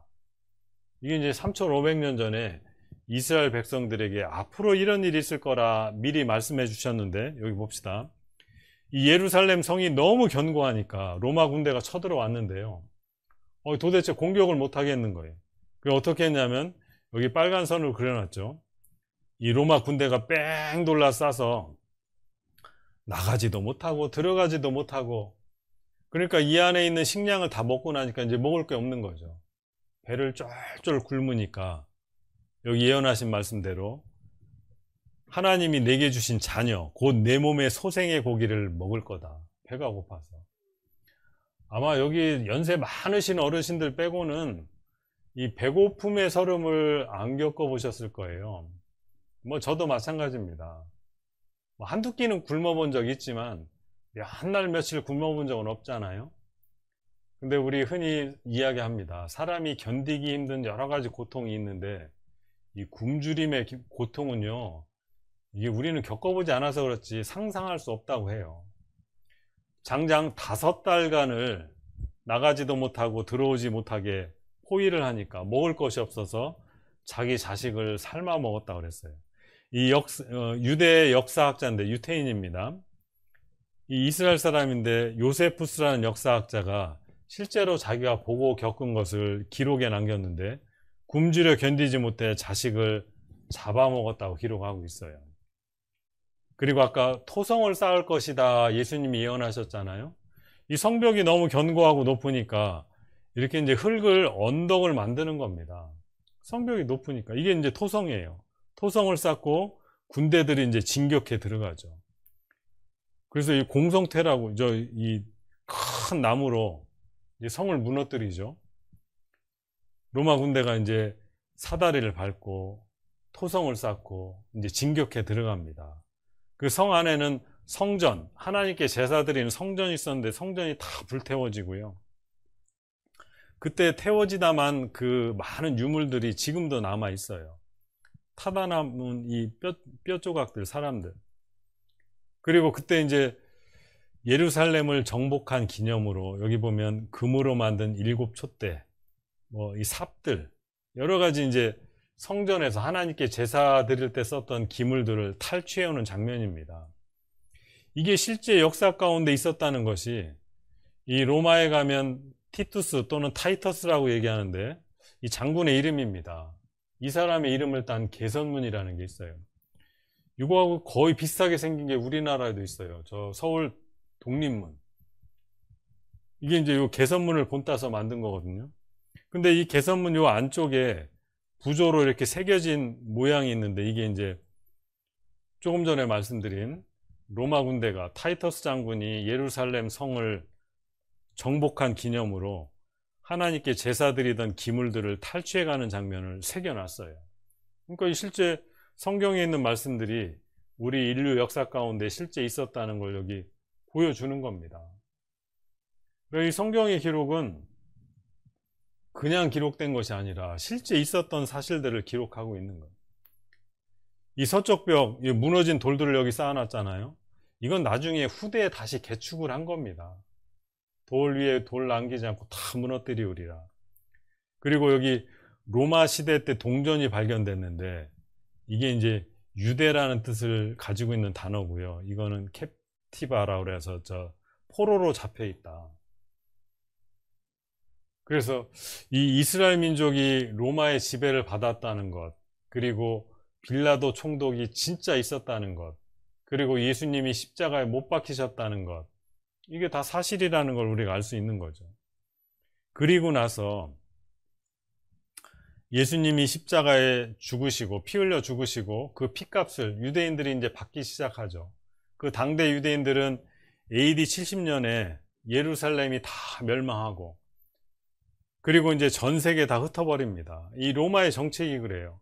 여기 디아스포라라는 말이 있는데 전 세계에 다 흩어버렸다, 이런 뜻을 가지고 있어요. 유대인들을 대부분 죽이고요, 살아남은 몇몇은 거기에 그대로 놔두면 나중에 힘을 길러서 로마에 대적을 하니까, 로마의 방침은 한 지역을 점령하면 거기 살던 사람은 전 세계 다 흩어버리고 그 옆에 살던 민족이 거기 들어와 살도록 해요. 그래서 AD 70년에 예루살렘이 멸망한 뒤로 거기 살고 있던 유대인들은 전 세계 다 흩어버린 거죠. 왜 이런 일이 벌어졌느냐? 저희가 더욱 소리질러 가로되 십자가에 못 박혀야 하겠나이다. 어찌미뇨 너희가 당하라. 그 피를 우리와 우리 자손에게 돌릴지어다. 이 말 때문에 이스라엘 민족은 아주 끔찍한 역사를 갖게 됩니다. AD 70년에 로마의 타이터스 장군이 예루살렘을 멸망시켰죠. 그 뒤로도 십자군 전쟁, 이 페스트라는 흑사병이 유럽에 번졌을 때, 하여튼 이런 일이 있을 때마다 유대인들이 여기 학살, 무자비하게 죽임을 당합니다. 이 십자군 전쟁 때는요, 이 십자군 전쟁은 기독교인들하고 이슬람교도하고 전쟁이 붙었는데, 이 기독교인들이 전쟁하러 지나가다가 유대인들을 발견하면 무조건 죽였어요. 이유가 뭐냐? 예수를 죽인 악마의 자식들이라고. 그래서 여기 보시면 우리 역사 가운데 멸망, 학살, 대량 학살, 가장 끔찍한 일은 1939년부터 1945년 2차 세계대전이죠. 이 전쟁 때 독일의 히틀러를 중심으로 600만 명을 단시간 내에 다 죽여버렸습니다. 여기 십자군 전쟁 역사 가운데 실제 있었던 일이고, 이 독일의 히틀러가 유럽에 퍼져 있던 대부분의 유대인들을 다 끌어모았어요. 어디로? 폴란드라는 나라의 아우슈비츠로. 여기 이제 수용소를 만들어 놓고 유럽, 소련, 독일, 네덜란드, 프랑스, 이탈리아, 그리스 다 끌어모으는 거죠. 여기가 이제 아우슈비츠 수용소의 입구입니다. 아예 철길을 깔아놓고 기차에 태워서 이 정문으로 들어가면 그냥 수용소로 바로 직행하는 겁니다. 여기 이제 독일어로 일하면 자유를 주겠다 이렇게 써놓고, 이게 거짓말이죠. 이제 닭장 같은 데다가 다 가둬놓고, 이 사람들 뼈밖에 없어요. 먹을 걸 주지 않으니까. 아주 비참하게. 왜 이런 끔찍한 일을 당하게 된 걸까? 왜? 그 피를 우리와 우리 자손들에게 돌릴지어다. 그 피값을 자기들이 받겠다고 큰 소리 쳤어요. 이게 이제 육각형 별, 이 주드라는 말은 유태인이라는 뜻입니다. 이 표시를 가슴에 옷에 달아놓고 유대인들은 핍박, 괄시를 받았죠. 수용소에 가다 놓고 수감 번호를 찍어 놓고, 여기 이제 이 쇠파이프 들고 있는 사람은 러시아, 구소련이죠. 소련의 죄수들입니다. 여기 널브러져 있는 사람들은 유대인들이죠. 니들 마음대로 죽여라. 실제 이런 일이 있었을까? 있었어요. 목매달아 죽이고, 이유는 유대인이라는 이유로 독일 군들이죠. 밟아 죽이고 운동장에 묶어서 말려 죽이는 겁니다. 총살해서 죽이고, 이 도망가려다 이제 고압선에 걸려서 죽은 유태인입니다. 그리고 일일이 다 총으로 죽일 수 없으니까 단번에 500명을 살상할 수 있는 가스를 개발했어요. 그게 이제 지글론 B라는 이 가스입니다. 살인 가스죠. 목욕탕, 샤워장에 가둬놓고 물이 나오는 것이 아니라 이제 살인 가스가 나오는 거죠. 그래서 그때 벽을 긁었던, 고통스러워서 벽을 긁었던 손톱 자국이 지금도 그대로 남아 있어요. 이 수용소가 그대로 있거든요. 그때 죽었던 사람들, 이거 실제 사진입니다. 전쟁 끝나고 이 시체를 옮기는, 이거 실제 사진이죠. 여기 짐짝처럼 시체를 취급했다. 시체가 너무 많았어요. 전쟁이 끝나고 그 아우슈비츠라는 수용소에 와보니까, 연합군들이 와보니까 시체가 막 이렇게 산더미처럼 쌓여 있는 겁니다. 이 소각로에 태우다만 시신들, 여기 막 나무를 쌓아놓고 태우다만 흔적들이죠. 여기 연합군들입니다. 이 연합군들, 시신들, 연합군 시신들, 여기 시신들 너무 많았어요. 여러분 600만 명이면 아마 전주시 인구가 얼마나 되는지 모르겠지만, 제가 살고 있는 이 강릉시는요, 전체 인구가 애부터 할머니 할아버지까지 다 모아봐야 23만 명. 그러니까 600만 명이 얼마나 많은 숫자겠어요. 불도저로 치우고 있잖아요. 자, 에스겔 16장에 하나님이 이렇게 예언하셨습니다. 내가 또 너를 그들의 손에 붙이리니 그들이 내 누를 헐며 내 높은 데를 회파하며 내 의복을 벗기고, 옷을 벗긴다고 그랬어요. 내 장식품을 빼앗고 내 몸을 벌거벗겨 버려두며. 이 말씀이 그대로 됐죠. 머리를 다 깎았어요. 옷을 다 벗기고, 뭐 남자고 여자고 어른이고 애고 다 벗기고, 몸에 장신구를 다 빼앗았죠. 그때 모아놓은 안경들입니다. 신발들, 가방들, 틀니, 특히 이제 여기 금리빨. 그래서 금반지하고 금리를 다 빼가지고요, 그걸 녹여서 금괴로 만들어가지고 2차 세계대전이 끝날 때 스위스 비밀은행에 다 숨겨놨는데, 이 독일군들이 숨겨놨는데 그 유대인들 정보기관 모사드가 이제 다 찾아냈어요. 그리고 이제 끔찍한 일이 또 하나 있었죠. 의학 실험에 그 유태인들, 이스라엘 사람들의 몸을 이용한 겁니다. 그래서 유태인 40만 명 실험용으로 살해했다. 아우슈비츠에서 이 독일군 의사가 살아있는 유대인들 몸을 해부해서 막 실험을 하는 겁니다. 무슨 실험을 하는지 모르겠어요. 사람을 가지고 다리를 아무렇게나 찢고 전염병이 어떻게 진행되는지 관찰하고, 여기 생체 실험으로 퉁퉁 붓고 썩어버린 발이라고 그랬어요.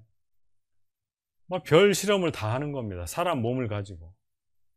그때 썼던 주사기들 다 썩죠.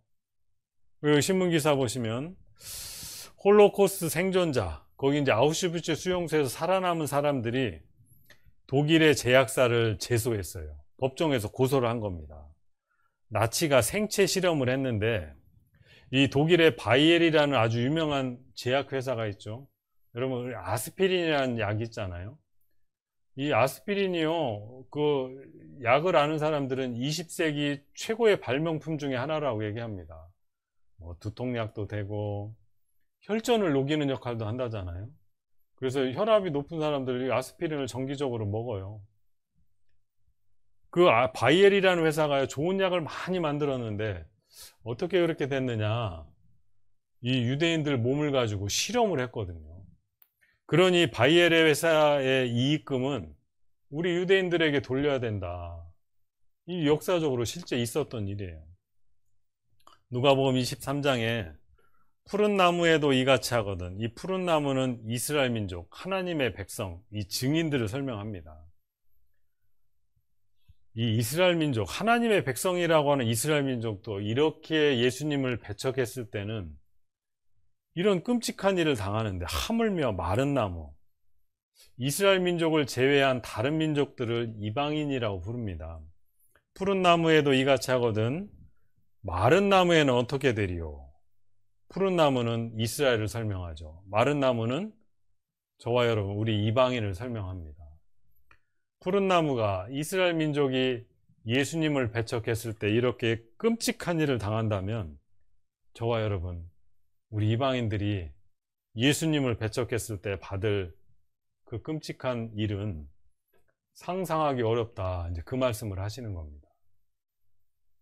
그래서 성경에 보면 이 이스라엘 민족은 하나님의 증인이다 그랬잖아요.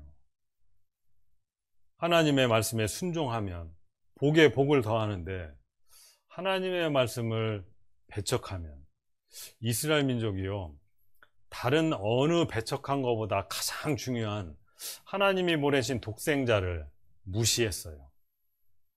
예수님이 죄가 있었느냐? 없었다고 그러잖아요. 예수님 잘못한 것이 하나도 없어요. 도리어 병자들을 돌보고 낫게 해주고 그 먹지 못하는 이스라엘 민족을 먹여줬는데 이스라엘 민족은 배척했거든요. 외모가 마음에 안 든다고, 우리 잘 먹고 잘 사게 해주지 않는다고, 자꾸 영적인 알 수 없는 어려운 얘기만 자꾸 한다는 이유로 예수님을 십자가 못 박아 죽인 겁니다. 못 박아 죽였어요. 오늘날 우리도 마찬가지입니다. 이제 장차 앞으로 이제 예수님에 대한 말씀을 듣고 배울 텐데 그 말씀을 우리가 어떻게 받아들이는가, 우리도 유대인의 운명을 뒤따를 것인가 이제 생각해 봐야 돼요. 그래서 이 유대인은 하나님을 등지고 예수 그리스도를 배척했을 때 얼마나 끔찍한 삶을 살았는가 우리에게 교훈하고요. 반대로 하나님 말씀에 순종했을 때는 어떤 일이 또 벌어지는가 그걸 보셔야 됩니다. 그래서 오늘 제가 여러분에게 드릴 말씀 절반을 끝냈고요. 이제 나머지 절반은 이스라엘 민족이 하나님께로 돌아와서 회복되고 복받는 모습을 이제 살펴볼 겁니다. 지금까지 살펴본 거는 이스라엘 민족이 400년 동안 애굽에서 종살이하고 하나님 또 구출해 준 사실이 그게 역사적으로 사실이라는 걸 살펴봤어요. 뿐만 아니라 예수님이 실제로 이 땅에 오셨을 때 그 영접했어야 될 하나님의 백성들이 예수님을 배척했을 때 그 받는 끔찍한 그 고난을 살펴봤거든요. 이제 나머지 이제 절반은 이스라엘 민족이 다시 이제 회복해서 살아나는 과정을 볼 텐데 오늘 체조 한번 하고 합시다. 네. 힘들어 하시는 분이 몇 분 계시. 자, 손을 저하고 똑같이 이렇게 하고요. 이 날개죽지 뒤쪽이 서로 맞닿을 정도로 뒤로 쫙 제낍니다. 쫙 제끼고 고개를 뒤로 천천히 넘깁니다. 10셀 동안. 하나, 둘, 셋, 넷, 다섯, 여섯, 일곱, 여덟, 아홉, 열. 바로. 이걸 이제 자주 하면 좋은데 아까 이제 시작할 때 여기 담임 목사님 말씀하셨던 것처럼 제가 이제 체조 시간을 따로 주지 않아도 몸이 너무 피곤하다 그러신 분은 이렇게 한번 하세요. 그러면 신기하게도 이게 많은 부분이 풀립니다. 자, 이제 이스라엘 민족이 그 끔찍한 그 고난에 벗어나는 모습을 잠깐 볼 텐데 여기 성경 말씀을 같이 한번 봅시다.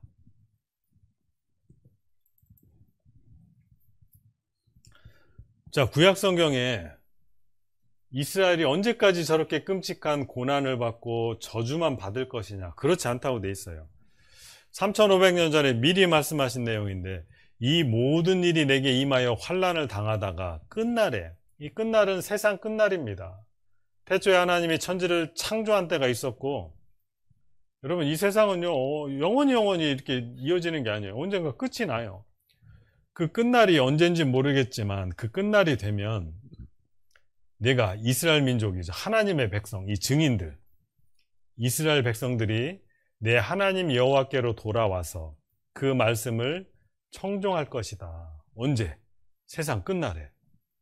그전에는 모든 환난을 겪다가 당하다가 세상 끝날이 되면 이스라엘 민족이 하나님께로 돌아와서 그 말씀을 청종한다. 그러니까 이제 복을 받는 거죠.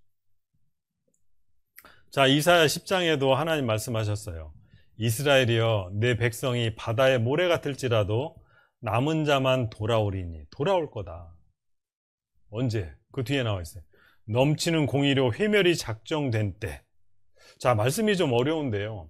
어제 노아홍수 사건 제가 설명드리면서 그때 세상은 물의 넘침으로 멸망했지만 이 세상 끝, 마지막 때는요, 불사르기 위해서 간수하고 있는데 이제 죄가 꽉 차면, 죄가 관영하면 이제 불로 다 태울 것이다. 여기 넘치는 공의로 회멸이 작정된 때, 그때 이스라엘 민족이 돌아온다는 이야기입니다. 이미 작정되었은즉 주 만군의 여호와께서 온 세계 중에 끝까지 행하시리라 그랬어요. 그리고 이제 이사야 선지자가 예언하기를 저 구름같이 비둘기가 그 보금자리로 날아오는 것 같이 날아오는 자들이 누구뇨? 자, 여기 이 60장이라는 이사야 60장이라는 뜻인데요. 이 말씀이 기록된 게 언제냐? 2700년 전입니다. 여러분, 우리나라 역사하고 비교했을 때 2700년 전이면 고구려, 백제, 신라, 삼국시대도 있기 전이에요. 아주 옛날이죠. 그 옛날 성경에 뭐라고 미리 말씀하셨냐면 예언입니다. 저 구름같이 비둘기가 보금자리로 날아오는 것 같이. 여기까지는 아무 이상 없죠. 구름이 하늘을 나르고 비둘기가 보금자리로 날아오는 것 같이 날아오는 자들이 누구뇨? 사람이 어떻게 날라요? 날개도 없는데. 이때는 비행기라는 것이 없었죠. 사람이 하늘을 난다는 건 뭐 머릿속으로 생각할 수 있을지 몰라도 불가능한 일이었어요. 그런데 지금으로부터 2700년 전 예언하기를 이 세상 끝날이 되면 사람들이 날아서 돌아온다 그랬어요. 어디로? 보금자리로. 이게 이스라엘에 대한 예언입니다. 근데 이 예언이 우리 시대에 그대로 다 이루어졌어요. 이 사진을 같이 한번 봅시다. 자, 이 사람이 이제 이스라엘의 초대 수상 벤구리온이라는 사람입니다. 여기 이제 벽에 사진이 한 장 붙어 있는데 이 사람이 데오도르 헤르츠라는 사람이에요. 조금 전에 그 예수님을 십자가의 못을 받고 이스라엘이라는 나라가 이 지구상에 아예 없어졌는데요. 얼마 동안 그랬냐면 2000년 동안. 2000년 동안 나라가 없으니까 이스라엘 백성들이 전 세계에 흩어져 살면서 서름을 많이 겪었어요. 기껏 돈을 벌었는데 정권이 바뀌면 재산 다 빼앗기고 쫓겨나고 두들겨 맞고. 그러니까 유대인들이 늘 마음속으로 생각하는 게 뭐냐면 야, 우리도 나라가 있었으면 좋겠다. 그래서 이 데오도르 헤르츠라는 사람이 돈이 좀 많았거든요. 그리고 똑똑했어요. 공부도 많이 하고. 이스라엘 사람들이요, 우리가 하나님 주신 땅으로 가서 나라를 세웁시다. 더 이상 우리가 이렇게 서름당하지 맙시다. 그래서 시오니즘이라는 운동을 일으켰어요. 그리고 이제 나라를 독립하고 선포하는 장면인데 왜 사진을 걸었냐? 죽었거든요. 그래서 이스라엘 사람들은요, 이 데오도르 헤르츠라는 사람을 모세와 같은 사람으로 생각합니다. 이 모세가 출애굽한 이스라엘 백성들을 이끌고 하나님이 약속하신 가나안 땅에 마지막에 못 들어가고 죽었거든요. 그 느보산에서 가나안 땅을 바라보고 모세가 거기서 죽고 가나안 땅을 못 들어갔어요. 이 사람도 똑같습니다. 기껏 시오니즘 운동을 일으켜놓고 이스라엘이여 하나님 주신 땅으로 가서 나라를 세웁시다. 근데 정작 본인은 그 나라가 세워지는 걸 못 보고 죽었어요. 그래서 모세하고 비슷한 삶을 살았던 사람입니다. 1948년 5월 14일 이제 이 수상이 선포를 합니다. 여기 현재 지금 이스라엘 땅, 그때 당시는 팔레스타인 땅이었는데 이 팔레스타인 땅은 지금부터 이스라엘 땅입니다. 선포를 하는 장면이죠. 그때 이제 팔레스타인 포스트라는 영자 신문에 이스라엘이 탄생했다, 이런 영자 신문 기사입니다. 우리나라 조선일보에도 신유태국가 선포했다. 1948년 5월 16일. 정확하게 14일 날 독립을 선포했는데 이틀 후에 조선일보 신문에 났어요. 저는 이거 보면서 아리시, 그래서 아리시가 뭐지? 거꾸로 시리아. 여기 조선일보 이렇게 거꾸로 읽잖아요. 옛날에는 신문을 이렇게 읽었어요. 야, 이거 한자가 얼마나 많은지 이거 한자 모르면 옛날에 신문도 못 받겠다, 이런 생각이 듭니다. 그때 배 타고 돌아왔던 이스라엘 사람들 실제 사진입니다. 1948년도에 독립을 선포하기 직전이죠. 그 전해에 많은 유대인들이 하나님이 조상들에게 준 땅, 그 옛날 땅으로 배 타고 돌아온 그 사진인데 이런 내용을 가지고 영화를 만든 게 하나 있어요. 그게 이제 영광의 탈출이라는 영화입니다. 아카데미상을 다 휩쓸은 아주 유명한 영화죠. 이스라엘 사람들이요, 이 배를 타고 자기 조상들 땅으로 들어오려고 하는데 그때 당시 이제 영국이 통치하고 있고 거기 사는 사람들은 아랍 민족이었는데 영국에서 허락을 안 해줬어요. 너네들 여기 들어가면 싸움 나니까 안 되겠다. 그래서 이 배를 타고 먹지도 못하고 물도 없고 한 달을 넘게 배 위에서 떠다니다가 나중에 극적으로 이제 영국이 허락을 해줘서 이 하이퍼라는 항구에 도착해서 이제 들어오는 장면입니다. 여러분 여기 이제 연세 있으신 분들은 옛날에 토요일마다 이제 주말의 명화 영화를 봤어요. 주말의 명화. 근데 그 주말의 명화 시작할 때 이제 시그널 곡이라고 하죠. 그걸 제가 잠깐 한번 보여드릴 텐데 아마 연세 있으신 분들은 옛날 생각이 좀 날 겁니다.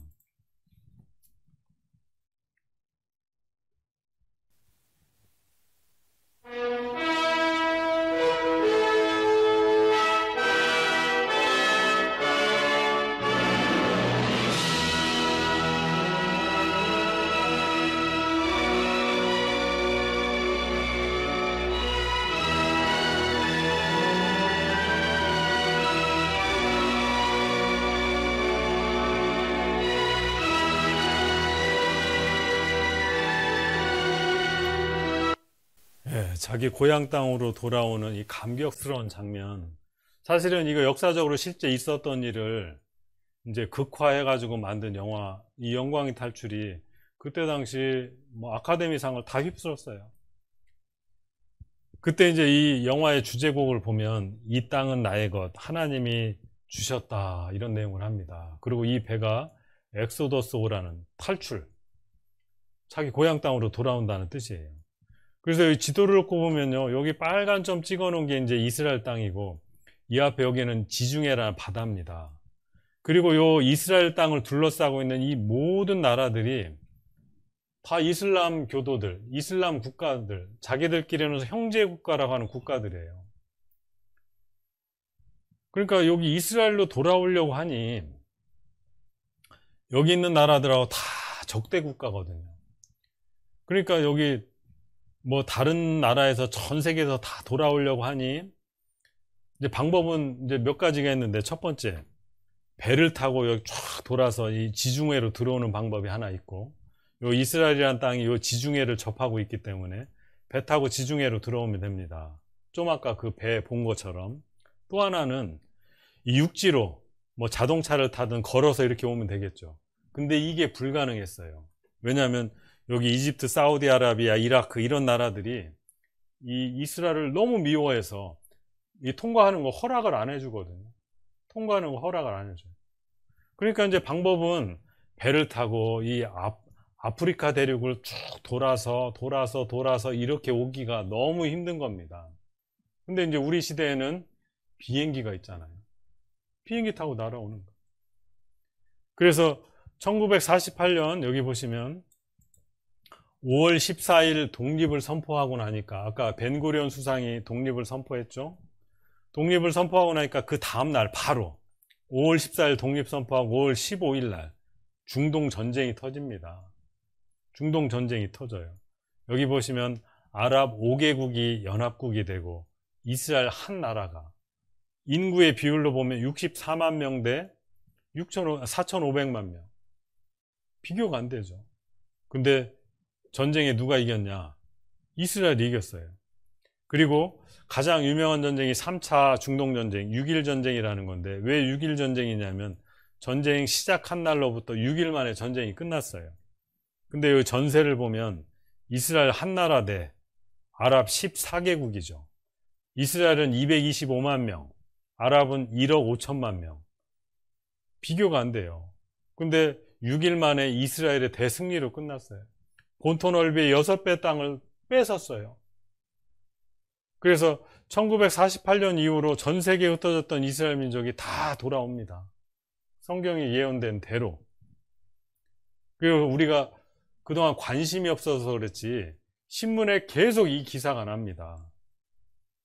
이스라엘에 유태인 몰려든다.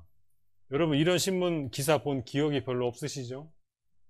신문 기사예요. 거의 매일 유대인에 관련된, 이스라엘 관련된 기사가 나옵니다. 소련 유대인 본국 대이동한다. 저도 옛날에 관심이 없어서 그랬지 이제 관심을 가지고 보니까 매일 신문 기사 이런 게 나요. 흑인 유태인 3,000년 만에 귀향한다. 이스라엘 검은 유태인 공수작전. 에티오피아라고 하죠. 이 아프리카에 있는 나라입니다. 이디오피아에서 1만 8천 명 다 데려왔어요. 그때 이제 솔로몬 작전이라고 그래서 비행기에 검은 유태인, 이 구약 성경에 보면 솔로몬 왕 때 이제 아프리카에서 시바형이 와가지고 이제 이스라엘 유대인의 씨를 받아가지고 가죠. 그래서 이제 피부는 까맣지만 그 피는 유대인의 피가 흐르는 검은 유태인들이 많이 살고 있어요, 아프리카에. 그때 이제 다 데려온 거죠. 이렇게 많은 사람들을 전 세계에서 다 데려오는 겁니다. 그래서 조금 전에 우리 살펴봤던 이사야 60장 이런 말씀이 있었죠. 저 구름같이 비둘기가 그 보금자리로 날아오는 것 같이 날아오는 자들이 누구냐? 이 말씀을 기록할 때만 해도 비행기라는 것이 없었는데 우리 시대에 비행기가 있고 비행기 타고 다 돌아오는 겁니다. 배 타고 돌아가기 너무 멀어요. 전 세계에서 이스라엘로 돌아가려면 비행기 타고 가는 수밖에 없습니다. 여기 보세요. 전 세계에 흩어져 사는 이스라엘 후손들이 지금 이스라엘로 다 돌아오는 겁니다. 더 이상 나라 없는 서름을 겪지 말자.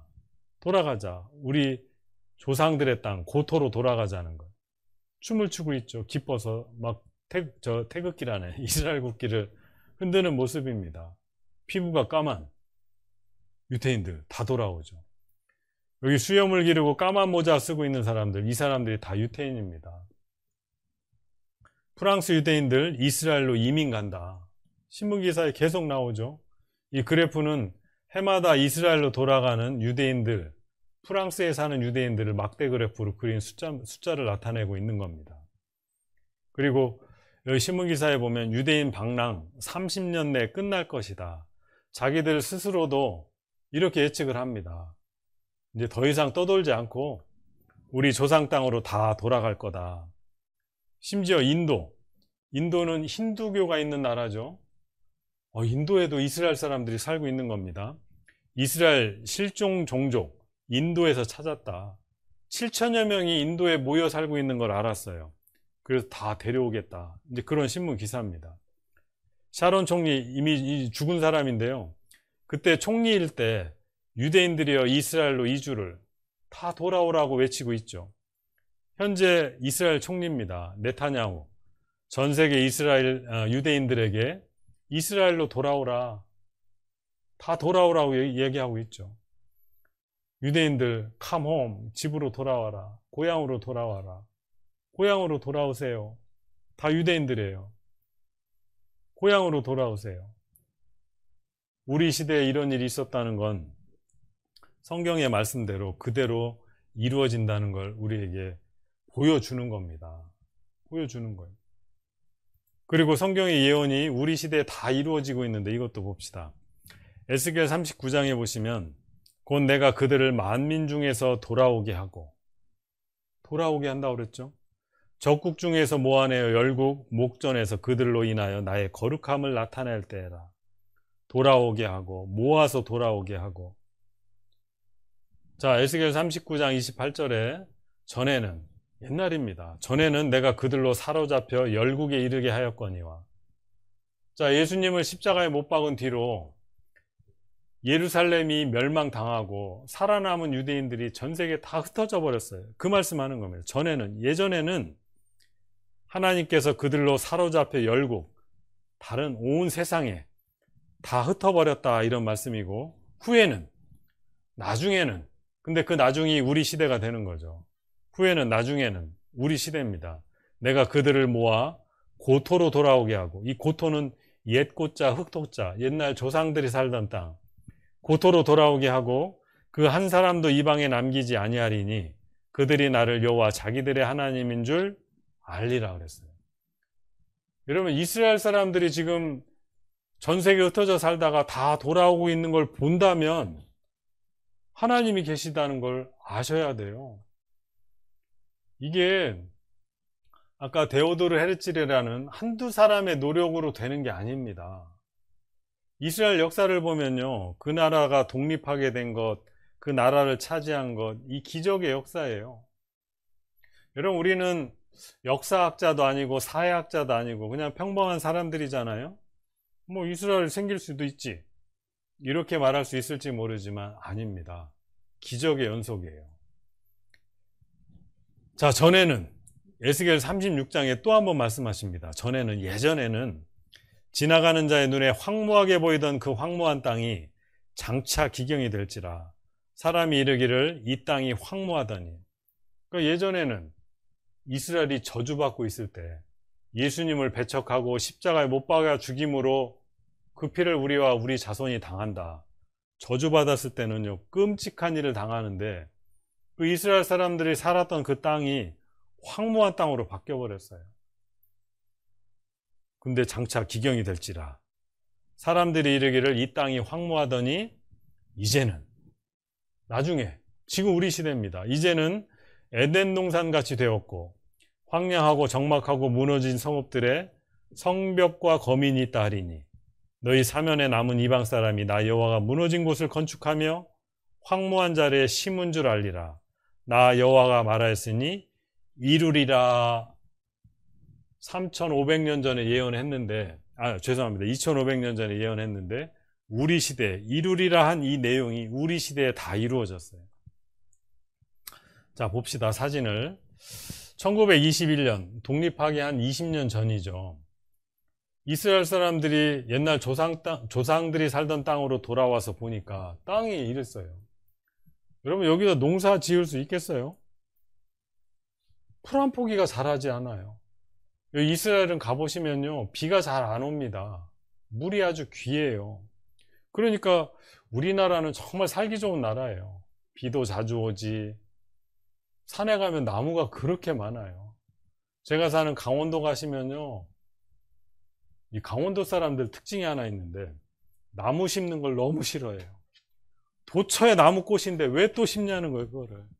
왜냐하면 그거 심어 놓으면 풀 베야죠. 엊그제 우리 봉사 형제님들이 막 주변에는 잡풀 다 하루 종일 깎았거든요.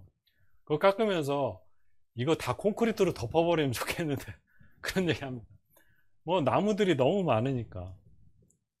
근데 여기는 보면 이스라엘 땅은 정말 황무지입니다. 바위덩어리, 돌짝밭이에요. 근데 여기를 하나님이 주셨다고 여기를 차지하려고 다 돌아오는 거잖아요. 그래서 돌아와서 이제 독립을 준비합니다. 땅을 개간하기 시작해요. 한 뼘 한 뼘 개간을 하죠. 그때 초기의 사진의 모습입니다. 정말 농사짓기 힘든 땅을 옥토로 바꿔버립니다. 비가 안 오니까 이 고무수를 이렇게 쭉 깔아놓고요, 여기 바늘구멍을 뚫어요. 물이 아까우니까 한 방울 한 방울 떨어지게 만드는 겁니다. 우리는 수돗물 콸콸 틀고 이 사람들은 그러지 않아요. 썼던 물을 또 쓰고 그 사용한 물을 또 사용하고 물을 한 방울 한 방울 떨어뜨리는 거죠. 이렇게. 그래서 예전에 이렇게 한 뼘 한 뼘 갖고 나간 것이 지금은 이렇게 바뀌었어요. 이렇게 황량했던 땅이 지금은 많은 건축물이 들어서고 사람이 살게 된 거죠. 이랬던 땅이 이렇게 바뀌었어요. 이랬던 땅이 이렇게 바뀌었어요. 이렇게 황량한 땅이 지금은 나무도 얼마나 많고 다 푸른색으로 바뀌었죠. 이랬던 땅이 이렇게 바뀌고. 그래서 독립된 세계를 이룬 키부츠라고 그래요. 키부츠는 협동농장이죠. 우리 박정희 대통령 시절에 뭐 잘못한 것도 많지만 이 이스라엘의 이 협동농장을 흉내내서 우리나라도 근대화가 됐거든요. 그게 이제 새마을 운동입니다. 잘 살아보세요. 잘 살아보세요. 장차 에덴 동산같이 되리라. 이 수영하고 쉬고 있는 모습입니다. 정말 이렇게 우리 시대에 다 됐어요. 이 아파트의 모습입니다. 피와 눈물로 꽃피운 약속의 땅이라고 했죠. 황무지를 일궈 젖과 꿀의 땅으로 바꾸었다. 이스라엘에 가면 물이 귀하니까 이 스프링쿨러가 얼마나 발달됐는지 모릅니다. 초지로 다 바뀌었죠. 이 농산물을 얼마나 많이 재배하는지 몰라요. 곳곳에 포도, 여기 과일들, 이게 뭐 사과인지 뭔지 모르겠는데요. 꽃도 얼마나 많이 재배하는지. 꽃을 유럽 전역에 수출을 합니다. 이 농업만 가지고도 이스라엘이 돈을 많이 벌어요. 목화솜, 야자나무들, 이렇게 다 바꿔버렸어요. 성경에 말씀하시기를 전에는 지나가는 자의 눈에 황무하게 보이던 그 황무한 땅이 장차 기경이 될지라 에덴 동산처럼 되리라. 나 여호와가 말하였으니 속히 이루리라. 예언하셨는데 우리 시대에 다 이루어졌습니다. 하나님 말씀하신 대로 그대로 된다는 거 우리에게 보여주시죠. 그런데 성경에 보면 이 이스라엘 민족이 전 세계에 흩어졌다가 다시 돌아올 때 기뻐할 일이 있다고 그랬는데 그 말씀도 한번 같이 봅시다. 자, 이사야 60장에 이런 말씀이 있습니다. 내 눈을 들어 사면을 보라. 동서남북 사면을 보라는 거죠. 무리가 다 모여 내게로 오느니라. 내 아들들은 원방에서 오겠고, 이 원방이라는 건 저 멀리서 온다는 뜻입니다. 전 세계 다 흩어버렸으니까 내 아들들은, 내 자손들은 원방에서 저 멀리에서 오겠고, 내 딸들은 안기어 올 것이라. 그때 돌아올 때 내가 보고 희색을 바라며 내 마음이 놀라고 또 화창하리니 이는 바다의 풍부가 내게로 돌아오며 열방의 재물이 내게로 옴이라. 자, 원방에서 저 멀리서 다 돌아올 때 희색을 바라며 내 마음이 놀라고 화창한다고 그랬어요. 정말 기뻐서 어쩔 줄 모르는 모습이죠. 그 이유가 두 가지라고 그랬죠. 바다의 풍부가 내게로 돌아오며 열방의 재물이 내게로 옵니다. 그리고 이사야 60장 22절에 그 작은 자가 천을 이루겠고 그 약한 자가 강국을 이룰 것이라. 이게 이제 이스라엘 민족의 모습입니다. 때가 되면 나 여호와가 속히 이루리라. 어떻게? 작은 자가 천을 이루고 약한 자가 강국이 될 것인데 때가 되면 속히 이루리라 예언하셨는데 우리 시대에 다 이루어졌어요. 그 말은 때가 다 됐다는 뜻입니다. 여기 사진 자료를 같이 한번 봅시다. 자, 이스라엘 땅으로 전 세계에 흩어졌다가 돌아올 때 기뻐한 두 가지 이유가 있다고 그랬죠. 첫 번째는 바다의 풍부요. 두 번째 열방의 재물이라 그랬어요. 아니, 바다의 풍부는 뭐고 열방의 재물은 뭘까? 자, 이스라엘의 지도입니다. 이스라엘 땅이 이렇게 있고요. 이쪽은 지중해. 그리고 여기 데드시라고 되어 있는데 이게 사해 바다입니다. 이게 말이 사해 바다지 사실은 큰 호수예요. 근데 그때 당시에는 이제 호수가 너무 크니까 바다처럼 보였던 것 같아요. 이제 인공위성에서 찍은 모습인데 여기가 이제 사해라는 바다입니다. 근데 여기 가보시면 이렇게 덩어리진 것들이 있어요. 뭐 바위 덩어리처럼.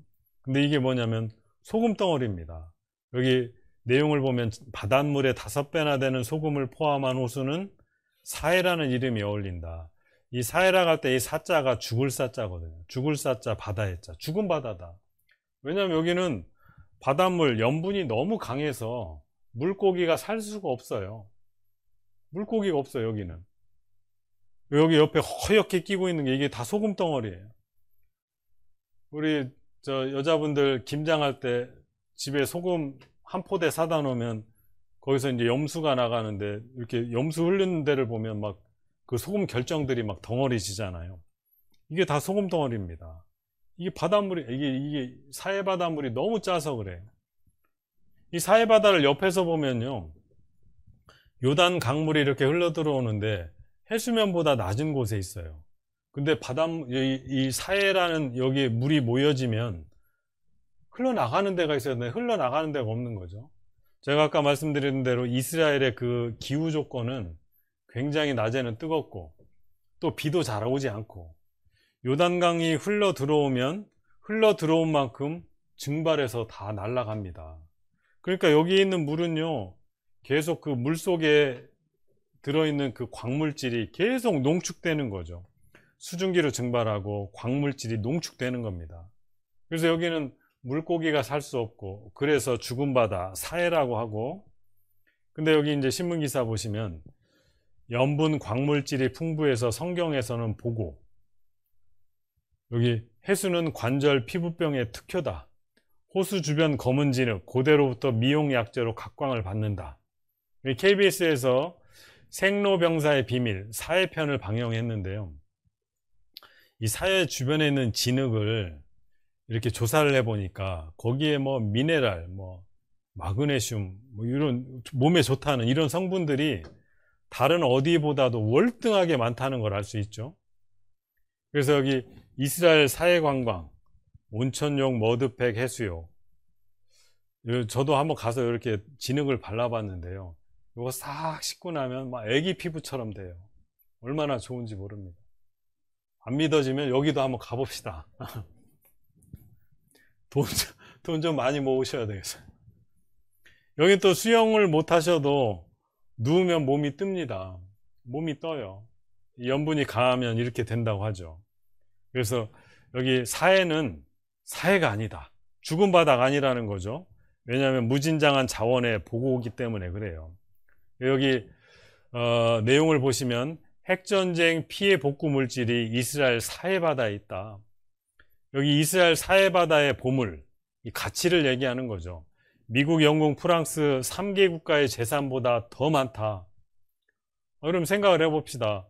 야, 미국, 영국, 프랑스가 얼마나 잘 사는 선진국인데 이 3개 국가의 재산보다 이 사해바다 가치가 더 많다고 한다면 이스라엘이야말로 나라는 조그말지 모르지만 돈이 제일 많은 나라, 제일 부자인 나라잖아요.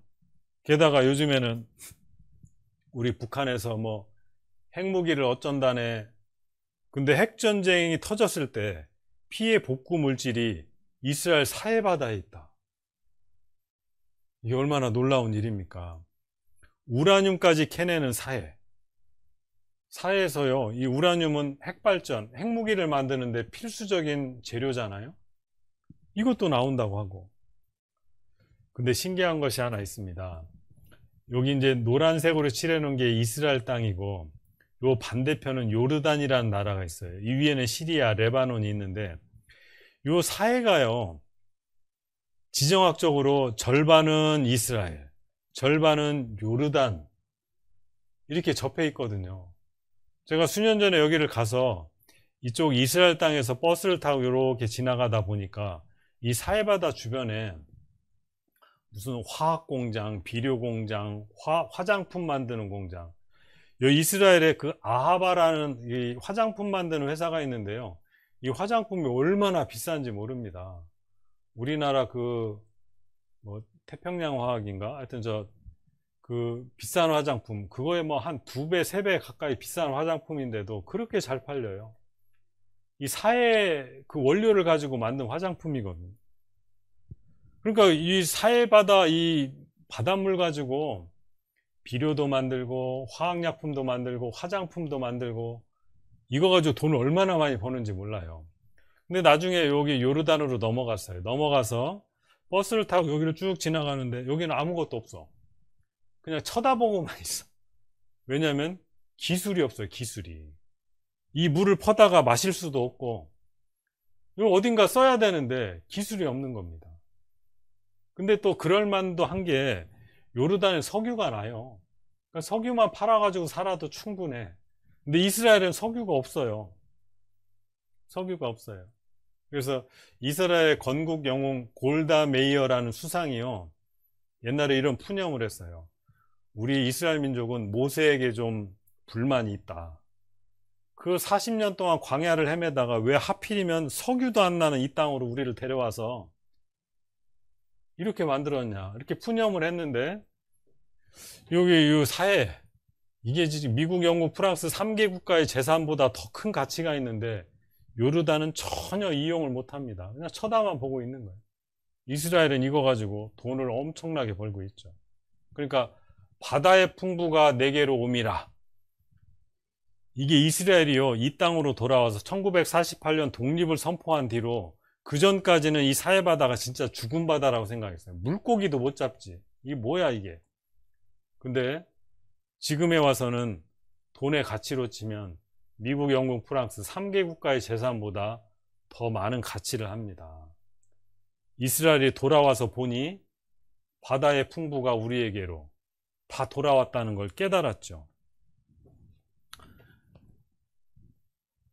여기 젖과 꿀 대신 오일, 가스 대박. 게다가 최근에는요, 여기 사해바다의 보물 가치도 알게 됐지만 요 이스라엘의 앞바다, 지중해죠. 지중해 바다에, 그러니까 바다의 풍부가 돌아온다. 사해바다가 얼마나 귀한지를 알게 됐고, 이스라엘의 앞바다에 오일과 가스가 대박이 터진 겁니다. 여기 셰일 오일 매장량이 사우디 원유와 맞먹는다. 이 석유가 제일 많이 나는 나라가 전 세계적으로 사우디아라비아입니다. 이 사우디아라비아는요, 이 청년 실업 이런 걱정 하나도 없어요. 청년이 직업을 못 가져도 1년에 뭐 아파트 나와 1년에 쓰는 돈 지원되는 게 어마어마하더라고요. 이 석유를 팔아서 돈이 너무 넘쳐나니까 그래요. 근데 이스라엘도 최근에 와서는 이 사우디 원유에 맞먹을 정도의 셰일 오일이 그 앞바다에 있다는 걸 알았어요. 그래서 여기 제목에 보면 이스라엘도 세계적 산유국 반열에 성큼 다가섰다. 그리고 제가 어제 말씀드렸듯이 이스라엘이 하나님이 계시다는 증인 역할을 할 때 한 사람이 1000명을 쫓으리라 하나님 약속해 주셨는데, 여기 신문기사 보시면요, 여기 이 사람이 이스라엘 병사입니다. 보초를 서다가 납치가 됐어요. 아랍 나라로. 근데 이 한 사람을 데려오기 위해서 여기 신문기사 보시면 아랍 병사 1027명을 돌려보내주고 이스라엘 병사 이 사람 한 명을 데려오는 겁니다. 그러니까 이스라엘 병사 한 사람이 1000명분을 하는 거죠. 1000명분. 또 작은 자가 천이 되고 약한 자가 강국이 되리라. 이 다윗의 별이 세계를 지배한다는데 이게 이제 이스라엘 국기입니다. 삼각형을 두 개 거꾸로 이렇게 엎어놓은 거, 그걸 다윗의 별이라고 하죠. 여기 세계 지도자들이 이스라엘로 조문을 왔어요. 막강한 자본력으로 정치, 경제, 언론 다 장악하고 있다는 신문 기사입니다. 전 세계에 흩어진 이스라엘 민족을 다 끌어모아 보면 몇 명 정도 될까? 한 1800만 명 정도 됩니다. 소수 민족이죠. 우리나라보다 한 4분의 1 정도 인구가 될까요? 이 유대인들이 세계를 쥐락펴락한다는 신문 기사입니다. 슈퍼파워, 미국 유대인, 미국도 건드리지 못한다, 이런 신문 기사고, 2%, 미국의 2% 아주 소수 민족인 유대인이 그 미국 강국을 쥐락펴락한다는 신문 기사입니다. 유대인 자본, 유대인의 돈이 경제심장 월가를 장악하고 있다. 이스라엘 유대인이죠. 지구촌 돈 싹쓸이한다. 다 긁어 모읍니다. 유대인 세계의 부를 지배하는 0.2%다. 우리가 알고 있는 돈 많이 버는 사람들 다 유태인이에요. 우리가 알고 있는 이 유명 상표들 다 유태인들 거죠. 여기 젊은 사람들 아실 겁니다. 구글, 페이스북 창시자들 다 유태인입니다. 우리가 알고 있는 이 많은 상표들, 여기 저는 특별한 거, 커피, 스타벅스, 이거 CPU 만드는 회사, 이거 다 유태인들 거예요. 영화 좋아하시는 분들 워너 브로더스 유태인 거라고 하죠. 파라마운트 유태인 겁니다. 20세기 폭스사 유태인 거예요. 유니버설 유태인 거. 유태인 거. 여기 유현진, 추신수, 우리나라 야구 선수들이죠. 스카우트 돼서 미국에서 아주 활동을 잘하다가 이제 추신수로 돌아왔는데, 어쨌든 연봉을 어마어마하게 많이 받아요. 근데 이 사람들을 이용해서 돈을 더 많이 버는 사람들은 유태인들이죠. 그래서 여기 보시면 이 스포츠 커미셔너, 이게 모두 유태인이다. 돈 버는 게 다 유태인들이에요. IT, 나노, 생명과학, 과학 세계 최강이다. 이스라엘에 도대체 뭐가 있기에? 하나님 약속해 주셨거든요. 내가 너희로 뛰어난 민족이 되게 해주겠다. 언론, 유대계가 장악하고 있습니다. 세계 다이아 시장, 유대인이 장악하고 있고, 곡물 시장 다 유태인 겁니다. 그래서 김대중 대통령 정부 시절에 우리나라가 쌀 개방을 할 수밖에 없었던 이유도 그 배후에는 다 유대인이 있었어요. 세상에 돈 제일 많은 사람이 누굴까? 이 로스차일드라는 사람인데, 이 사람이 유태인입니다. 이 미국의 달러돈인데요. 이 달러돈을 우리나라 같으면 한국은행, 그 국책은행이죠. 다른 나라도 다 마찬가지입니다. 근데 희한하게 미국, 이 달러를 찍어내는 은행이 미국의 국책은행이 아니고 이 로스차일드 가문의 개인 은행에서 달러를 찍어냅니다. 이거 아세요? 최근에 코로나 터지고요. 미국에서 달러를 어마어마하게 찍어내는데 그 미국 국가에서 찍는 게 아니라 로스차일드 개인의 소유 은행에서 찍어냅니다. 로스차일드가 돈이 얼마나 많으냐면 돈으로 지구를 살 수 있다. 이게 과장된 것 같지만요, 이 정도로 돈이 많다는 거예요. 홍콩 최고의 갑부는 유대인. 어제 말씀드렸죠. 이 유대인의 상술은요, 어느 누구도 쫓아가지 못합니다. 돈 버는데 아주 기가 막힌. 러시아, 이 슬라브 민족이 주류인 것 같지만 사실 유태인이 몸통이고 슬라브는 깃털이라는 신문 기사입니다. 돈 버는 천재, 유태인이다. 세계 최강 성공 집단, 유태인이라고 하죠. 우리가 알고 있는 이 유명한 사람들 다 유태인이에요. 유명한 사람들, 인생의 고민, 유대인에게 답을 구한다고 하죠. 다 유대인이에요. 돈줄을 쥔 유대인, 미국 정치를 주물럭거린다. 그러니까 이 정치하는 데는 돈이 없으면 못 하잖아요. 돈줄을 쥐고 있기 때문에 정치까지도 자기들 마음대로 하는 거죠. 미국 대외정책 좌우하는 에이펙, 유대인 로비 단체입니다. 워싱턴, 미국 정가죠. 유대인에게 밑보이면 못 살아남는다. 이 오바마 대통령, 이전의 대통령이긴 한데 여기 신문기사에 났어요. 오바마 뒤에 랍비가 있다. 랍비는 유대인의 선생이라는 뜻입니다. 미국의 대통령 뒤에 유대인이 있어요. 이 오바마 대통령 당시 그 6월절이나 이런 기념일이 되면 백악관으로 사람을 초대해서 같이 식사를 하는데 이게 다 유태인이에요. 이 머리에다 이렇게 조그만 모자 같은 거 하나 쓰고 있잖아요. 이런 거 남자들은 다 쓰는데 이걸 키파라고 합니다. 나는 하나님의 다스림 아래 있다, 이런 표로 이 유대인 남자들은 이런 걸 쓰거든요. 어떤 기념 같은 거 할 때. 근데 대통령이 백악관으로 사람을 초청해서 뭐 특별한 이유가 없는데 초청해서 밥을 먹을 수 있는 사람들은 유태인밖에 없어요. 벽에도 다 이런 거 쓰고 막 기도하잖아요. 어디서 많이 본 사람이죠. 접니다. 여기 보면 트럼프도 돌려세운 유대인의 힘이다 그랬어요. 대통령도 유대인들이 이렇게 하라면 이렇게 하고 그럴 수밖에 없는 거예요. 미국에서 아주 이제 대놓고 얘기합니다. 이스라엘은 우리가 지킨다. 아니, 이스라엘을 지들이 지켜야지 왜 미국이 지켜줍니까? 미국의 돈줄을 유대인이 잡고 있고 그 돈을 이용해서 정치, 경제, 언론 모든 것을 장악하고 있기 때문에 미국의 대통령은 이렇게 얘기할 수밖에 없어요. 이렇게 안 하면 대통령에 뽑히질 못합니다.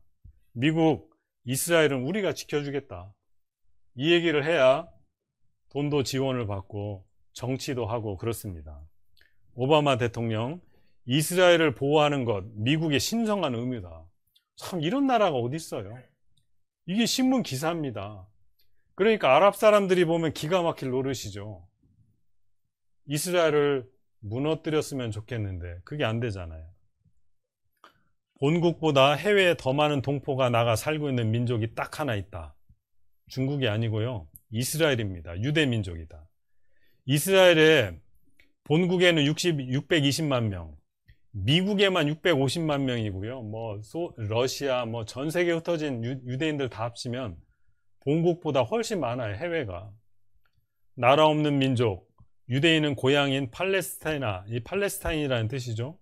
BC 70년경 로마인에게 쫓겨난 뒤 2000년 가까이 전 세계에 흩어졌다. 그러니까 옛날 조상들이 살고 있던 땅에서 다 쫓겨난 거죠. 예수님을 십자가에 못 박은 뒤 그 피를 우리와 우리 자손에게 돌릴지어다. 다 흩어졌어요. 2000년 동안. 전 세계에서 오직 한국만이 유일하게 유대인이 뿌리를 내리지 못했다. 차이나타운이 뿌리 못 내린 나라, 유대인이 정착하지 못한 나라는 오직 한국뿐이다. 한국이 참 대단한 나라입니다. 우리나라 화교들이요, 도저히 버티다 못 버텨서 저 대만으로 다 돌아갔어요. 어찌 보면 두 민족은 전 세계에서 가장 지독한 민족일지도 모른다. 우리는 세계 모든 곳에 뻗어나갔다. 그런 유대인을 우리는 막았다 그러잖아요. 한국 사람만큼 억척스러운 사람이 있을까요? 부지런한 사람이 있을까요? 헝그리 정신으로 무장하고 오기와 투지로 똘똘 뭉쳤다.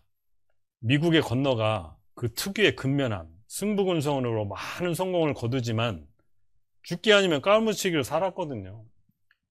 근데 마지막에 가서 번번이 부딪히는 장벽이 있는데 그게 유대인입니다. 여기를 우리나라도 못 넘어서요.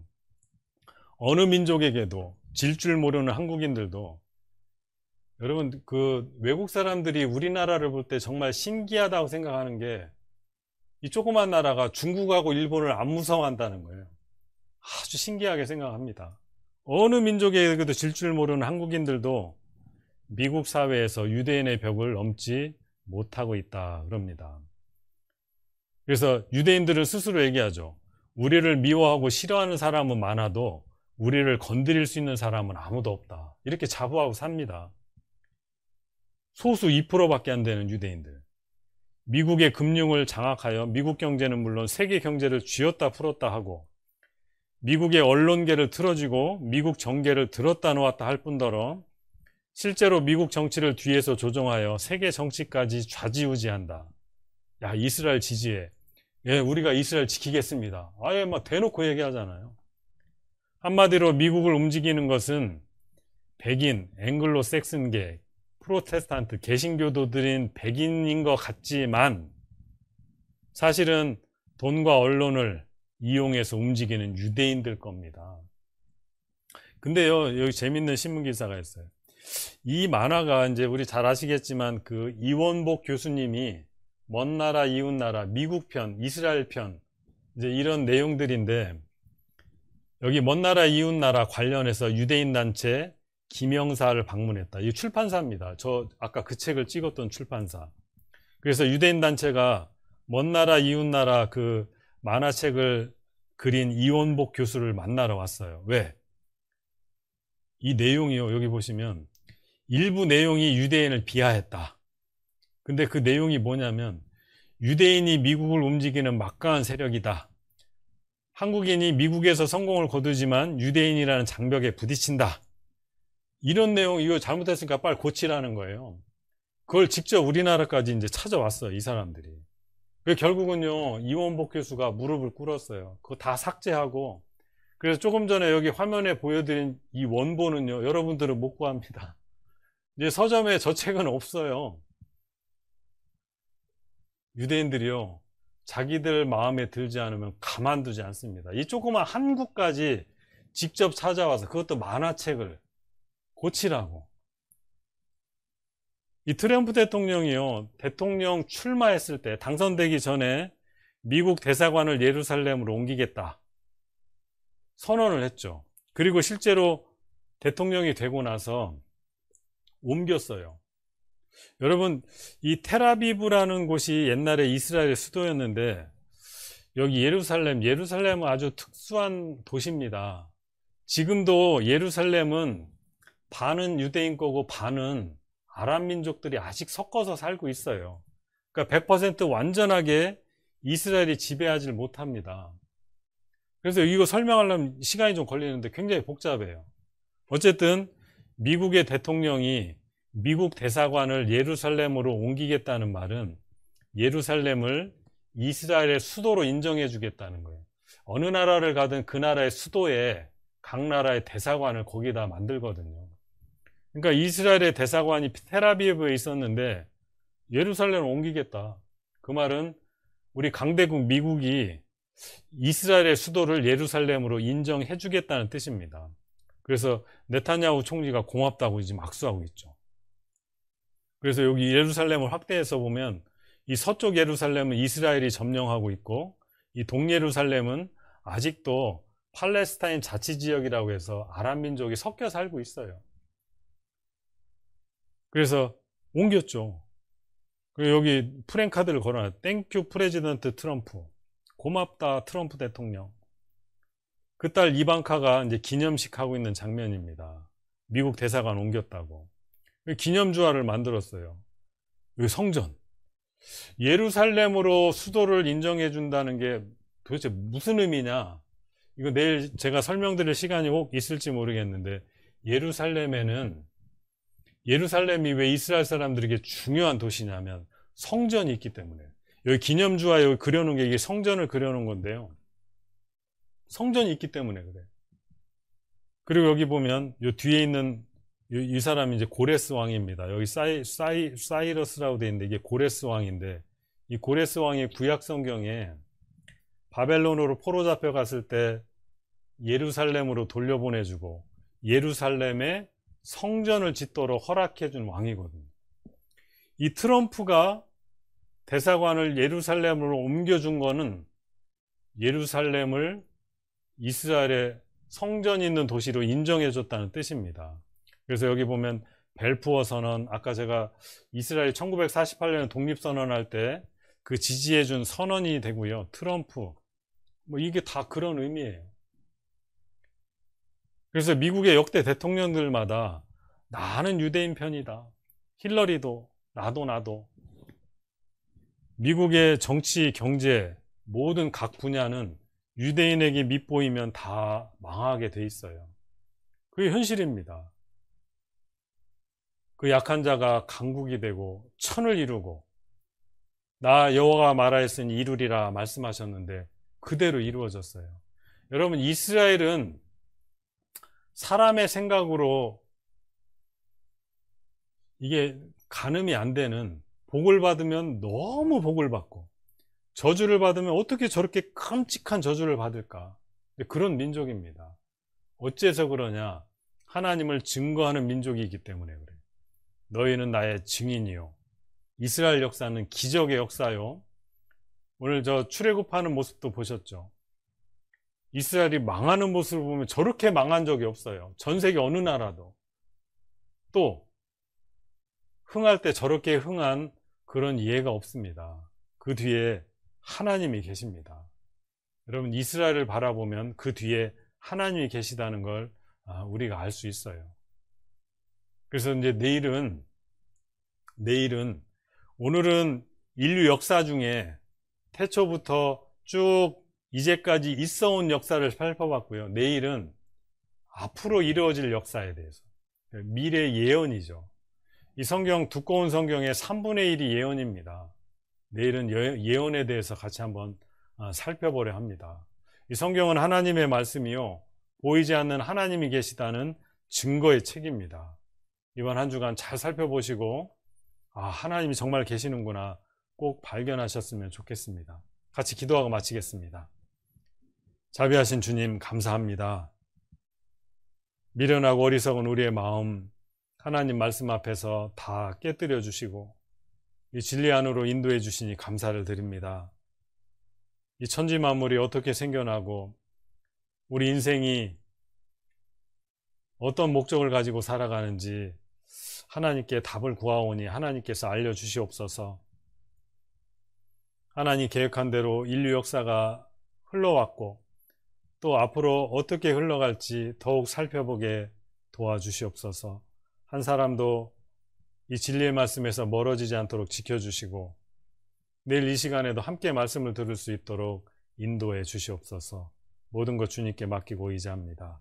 우리 주 예수님의 이름으로 기도드리옵나이다. 아멘. 네, 수고 많으셨습니다. 내일 뵙겠습니다.